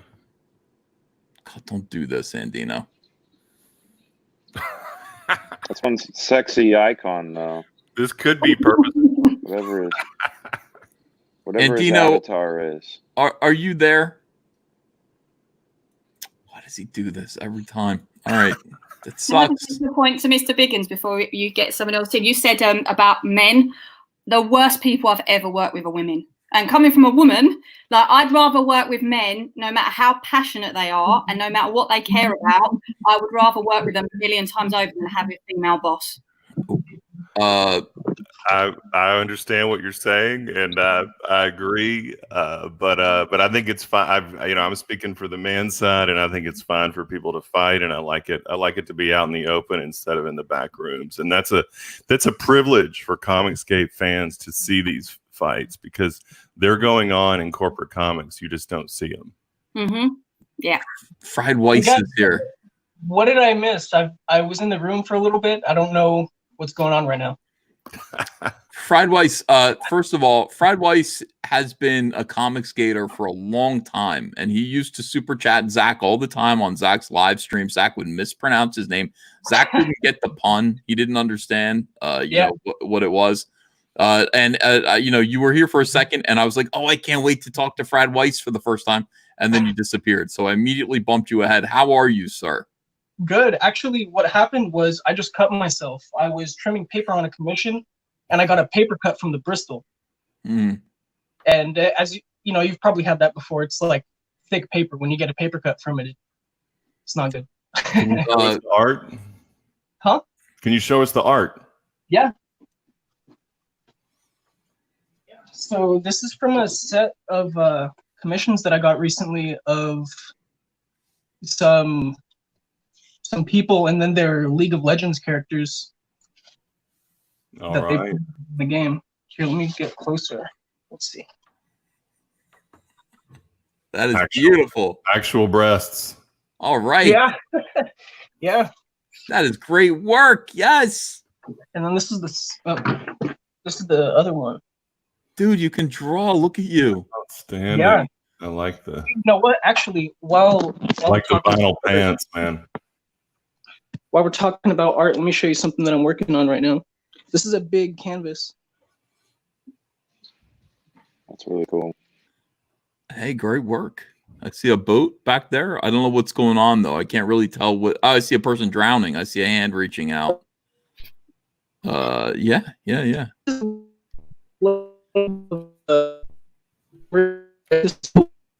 He's cutting out. He's roboting. Yeah. Fried Weiss, thanks for coming on, my friend. You are awesome. I was so happy to meet you. We've got some more people to get through here, and then I got to go. Chris Dane, how are you? Oh, There you are. How you doing? Hey, Chris, Good. we were looking at your impressive collection there. Oh yeah, we how had do you like on it? for a second. It was just your chair. And we can had talk to- about weightlifting with Chris. Yes, you can. I like the Outstanding. 5x3, the strength lifting. I like that a lot. Outstanding. Yeah, that's the way to go. Can I ask a question as a consumer? Sure. Ethan? Yes. You probably answered it already, but the chromium on the next one, is that going to be the same sort of like separate from the cover? Yes. Okay. Yeah. There's going to be another sketch cover underneath there. The only difference is going to be the book. The page count is going to be shorter, 48 pages, and so we're going to be able to use better quality paper on the book. It's going to be the same thickness, but shorter page count, 48 pages instead of 60 pages of story, and therefore the book should be a better looking project, a piece of work. Look, I listen to people. I listen to my critics, Chris. I got to produce the right kind of product for people. That's what's so great about you. Is it possible to get one of your covers instead of Jay Lee's cover? Yeah, I've got a couple up there. Oh, I see. If you're already back, just go into your order, refund it. You're able to do that yourself. You can hit refund and then go reback it at any tier that you want. Now, there are 2 different covers by me available right now. One is available to look at. The other one hasn't been drawn yet. There's one called Our Heroes, and that's the backdrop here. You can see it. And then there's one that's going to be called Villainous Scum. That's going to have all the villains, including Scorpion. I will reveal for the first time. People say Salamandroid is so big. Like, who does Salamandroid go up against? Wait till you see Scorpion. It's going to be totally badass when you see this character. So those are the villains. You're going to see all the villains, or you can have the cover with our 2 heroes on it. Those are available right now to back on the campaign. Okay, I appreciate that. I prefer your artwork to another creator on Cyberfrog. Completely understand and appreciate that. Yeah. Thank you, my friend. You have a great day. You too. All right, let's see. By the way, I'm going to take a minute to just show you guys something. A lot of people are asking about Jim Lee. Of course, I did buy Jim Lee's cover or his last sketch for the charity auction of Atrocitus. Milestone sketch 30 of 60 for DC. Publisher Jim Lee's art auction to help comic book retailers hurt by COVID is Composite Superman Batman. This was my request. Okay, and you're going to get to see it now. We're here at the 12-way point of Jim Lee's sketches for charity. All right, here it is. Here's the Composite Superman sketch that he did at my request. Pretty cool. That's really nice. Yeah. I really like that. Blurb. Here's Composite Superman. All right. DC original sketch, world finest, one of the most ingenious and intriguing villains. Powers, he turns his skin green and takes on the striking half Superman, blah, blah, blah. Who cares? Where's my name? Oh, here we go. It's a modern interpretation. This is my Composite Superman, everyone. Composite Superman, of course, character that I took over and tried to turn into one of the coolest villains of DC Comics. From the most embarrassing villain to the coolest villain. And Gail Simone ruined it because she's an idiot. Yeah, so in any case, I guess it's not mentioned here that I am the one who asked him to draw this character. It looks good. It looks all right. To be honest with you, I like mine a whole fucking lot better. And that's just the way it is. Here on that. Yeah. All right, House of R. Hello, sir. Oh, hello from Norway. Hello, ComicsGate. Wow, how cool. Hi. Hey. Hail. Yeah, I'm awake at nights watching your show because you're sending when I'm asleep normally. Oh yeah. And not now, but yeah, it's a beautiful day. Sure is. I've been following you. Actually, I came into this in an unusual way. I was studying for psychology, and I found you through that Jordan Peterson book. So, but I've been collecting comics since I was about 5. Yeah. And I went out of it around 2013 because it was getting political. Stories was beginning to suck. Yeah. And now I'm back again. Well, I mean, we're So- so happy that you're here, man. We're so happy that we have Norwegian comic skaters. That's a big revelation. And hail Norway. That's right. Yes. So you basically found me through Jordan Peterson's 12 Rules book. I did the illustrations for that, Yeah, which that's was right. quite an honor. I would have loved to have done the sequel. I was invited to. A lot of people were like, why aren't you doing the sequel? I don't have any time. I got so much frog stuff to do. I couldn't possibly squeeze in that job too, as it turns out. Too much work. It's understandable. But I mean, welcome to ComicsGate. We're so glad that you're here and that you're finding comics that you like to read again. Thank you for your support, my friend. All right, cool. You have a good day. Yeah, you too. All right, brother. Hail. Hail. Stupenzo. Hello, Stupenzo. You're here. What's up, man? Hey, Stupenzo. How you doing? How are y'all doing? Hail. I think Mr. Hail. Big and I are in the same area locally. I'm over here in Austin and stuff, and I just do mostly band posters and album work and stuff. I'm a graphic designer, do illustrations and everything. But how are y'all doing this fine Cinco de Mayo?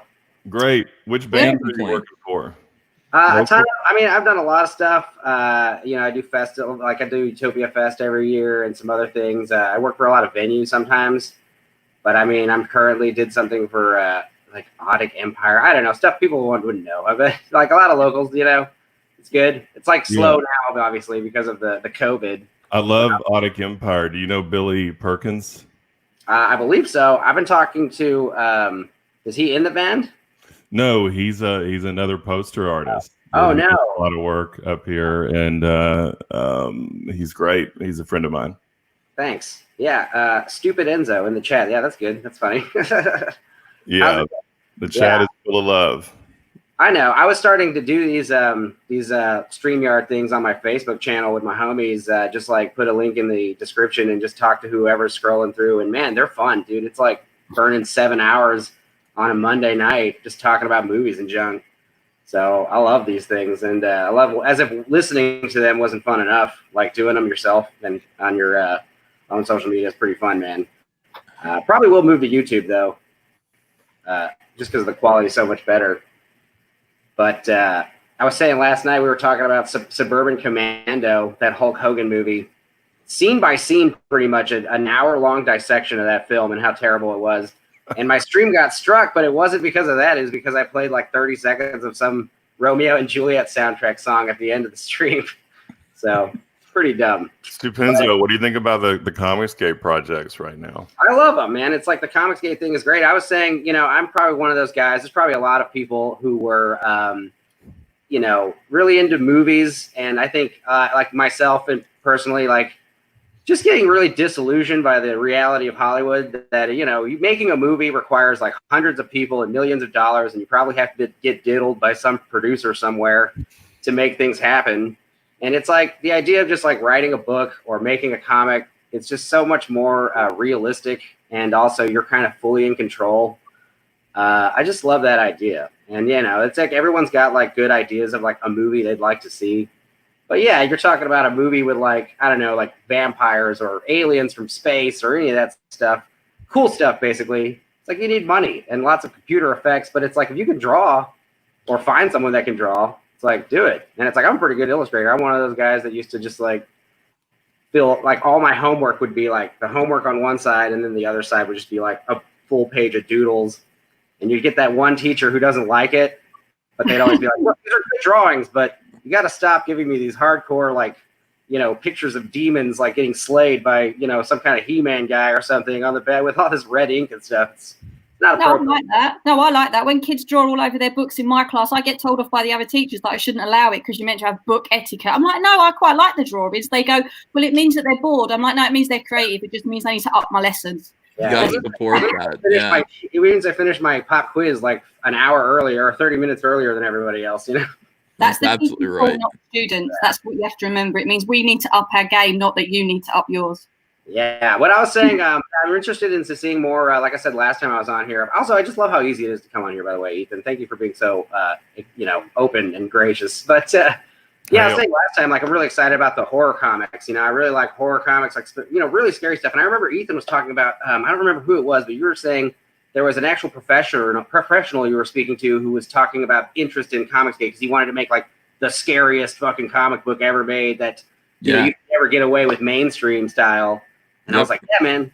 I don't know if you want to remind me who that is or not, but that was pretty interesting stuff. And I like this idea of like horror comics can be more expressive artwork. Like I always think of those old Alvin Schwartz Scary Stories to Tell in the Dark, those pencil drawings that were so creepy, but they weren't like at all like realistic or like perspective wise. They were like, you know, weird, distorted features on these people and like just like gross. They're just gross illustrations. And I like that kind of stuff, you know? All right. Stu Penzo, thank you, man. Great having you here. We'll see you again soon, brother. Take care. Let's see. Poland 805, how are you? Hail, Caesar. Hail the chat. Hail. How's everyone doing? Poland. Hail, Mr. Biggins. I'm doing okay. You guys are keeping me entertained while I'm working from home, you know, cooped up, jailed up for a few more weeks, I guess. That's it, baby. Yep. That's what we got to do. Giving What's me on your some mind? from the Excel. Well, I have been watching everything going on over the last couple of weeks. And I think one of the things that gets missed often is that you can disagree with someone without having personal animus towards them. And I think oftentimes when there's a disagreement about something in ComicsGate, it just tends to go straight to it being a personal attack, which oftentimes I don't think it actually is. It may just be a difference of ideas. Yeah, I agree with you. I think we all need to learn to disagree more agreeably. Thank you, Poland 805. I think that would be a good thing and make people happier. Berserk Guts, what's up? What's up, guys? Hail. I didn't want to do this. Like, I never wanted to put my email into something. Like, this is just going crazy. It's like Naughty Dog, everything. What's going on with Magic right now? It makes me sick. Like, I can't stand it. Like, I just want good art. I have to go feed horses now, but I just want to say, like, try to get some Magic guys on and just, like, talk about what's going on. Like, it's bad. All right, brother. You have a good one. NPC Doug. I'm moving through people fast because I got to kind of go. So sorry about that if I seem rude. Oops, I got rid of somebody on accident. Tungsten's here, though. Tungsten, my friend, big supporter of our Hail the chat. I love Hail Tungsten. Boom. And nice to talk to you, Charlie Londons. Andrea always says that Tungsten guy, you got to be nice to him. He like Oh, spends no. a lot of money on your stuff, and I'm Yeah. like, okay, let's be nice to Tungsten. Okay. So, And yeah. Mr. Biggins, man, Hail. I hate you, man. Hate you. Why You you hate got me. to have the nice? Why you got to have the nice low voice, and I got to have this squishy voice? Damn. Shit. I'm glad that you're on the same team, so I'll forgive you for that. Damn. Okay. Anyway, Ethan, today I want to thank someone, but it's not you. It's not Zach. This someone is very important.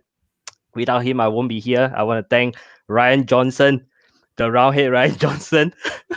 Yeah. Hell. So I mean, people will say that he ruined Star Wars, but let's be serious. We have J.J. Abrams, so we know we are really lost. So so yeah. So I'd like to thank Ryan Johnson for at least doing one good thing to make me discover you and discover ComicsGate. So that's a wonderful. And last but not least, I don't know whether I'm crazy or what. Am I the only one thinking about that? I think Sean Gordon Murphy is overrated as a writer, and I really do not like what's that? What the hero? Batman White Knight. My God, am I the only one that thinks that it's not a good series? But anyway, thanks for having me on. Hope to. And by the way, I can't sleep because you are running a live stream. Can you end it now so that I can go to bed? Okay. It's one. I'm almost done. I'm a.m. almost done. Where are you? No. Carry on. The chat. I mean, the chat will love this stream and whatnot. So thanks for having me on. I'm just going to exit myself. Hail everyone. Hail the chat. Yes. Bye. Hail Tungsten. Yeah, Tungsten's in Singapore, I believe. So, you know, he's on, he's kind of got a point about, the SJM, the White Knight. He's the art is great and the writing is good. Mm-hmm. I think he has a point there. All right, one more and then we're out. Dead Raider, how are you? Hey, what's going on, guys? How you doing? Hey, brother. Hey, Biggins, what's up? Frago, what's up? Charlie's London, what's up? EVS. Yeah. If I'm the last one, let me ask this: what's your sexiest move?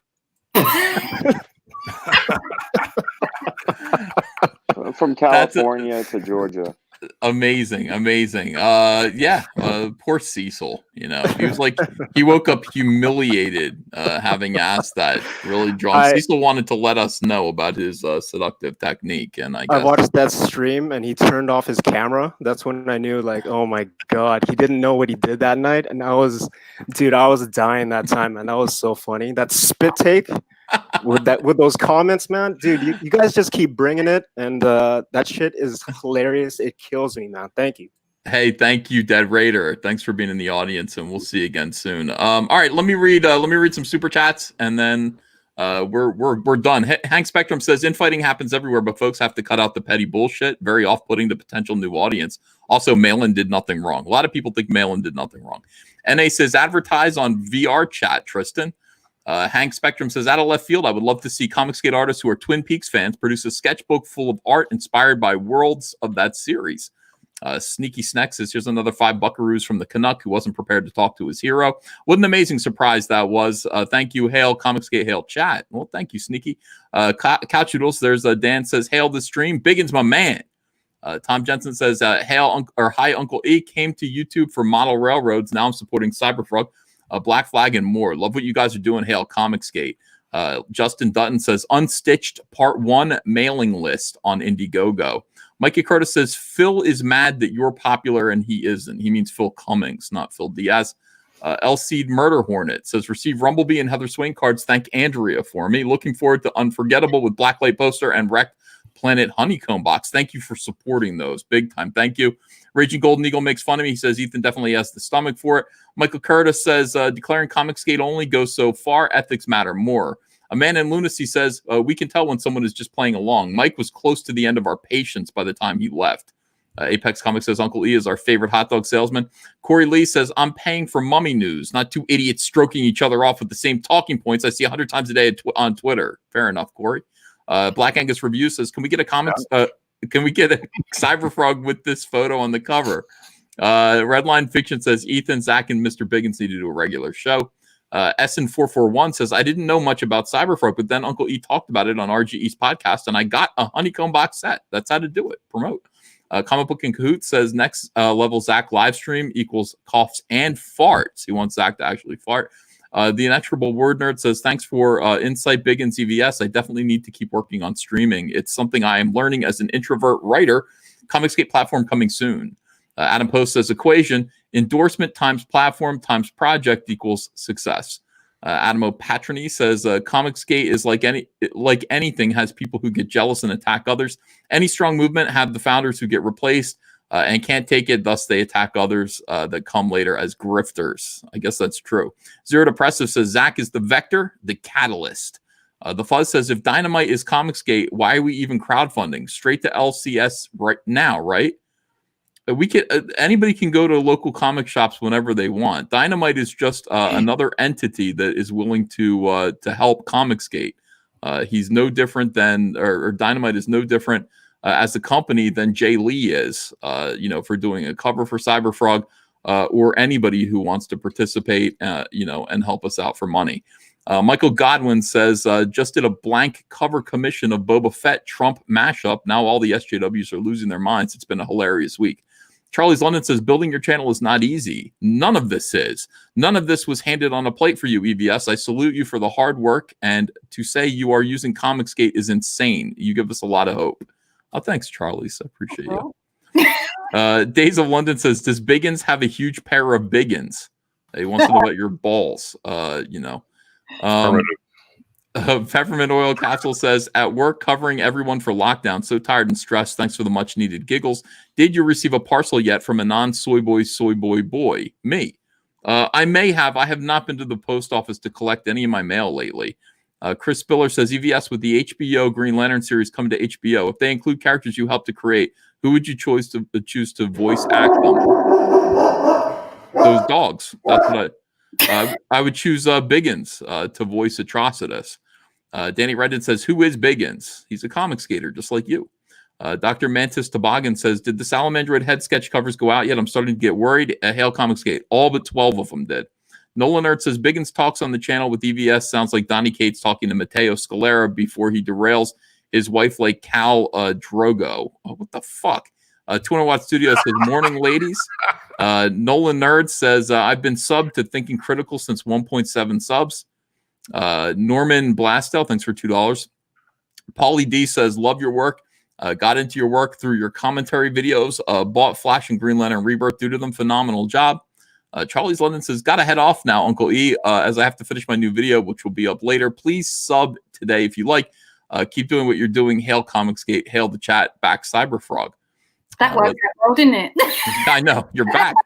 Daniel Osborne says, got my Rumblebee card. Thanks, and hail. Comic Books in Cahoots says, Mitch and Kelsey hit Walmart today, EVS.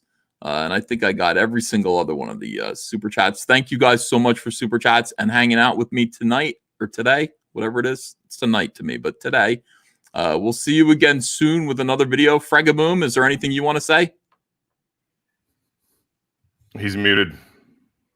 Gotta unmute yourself, pal.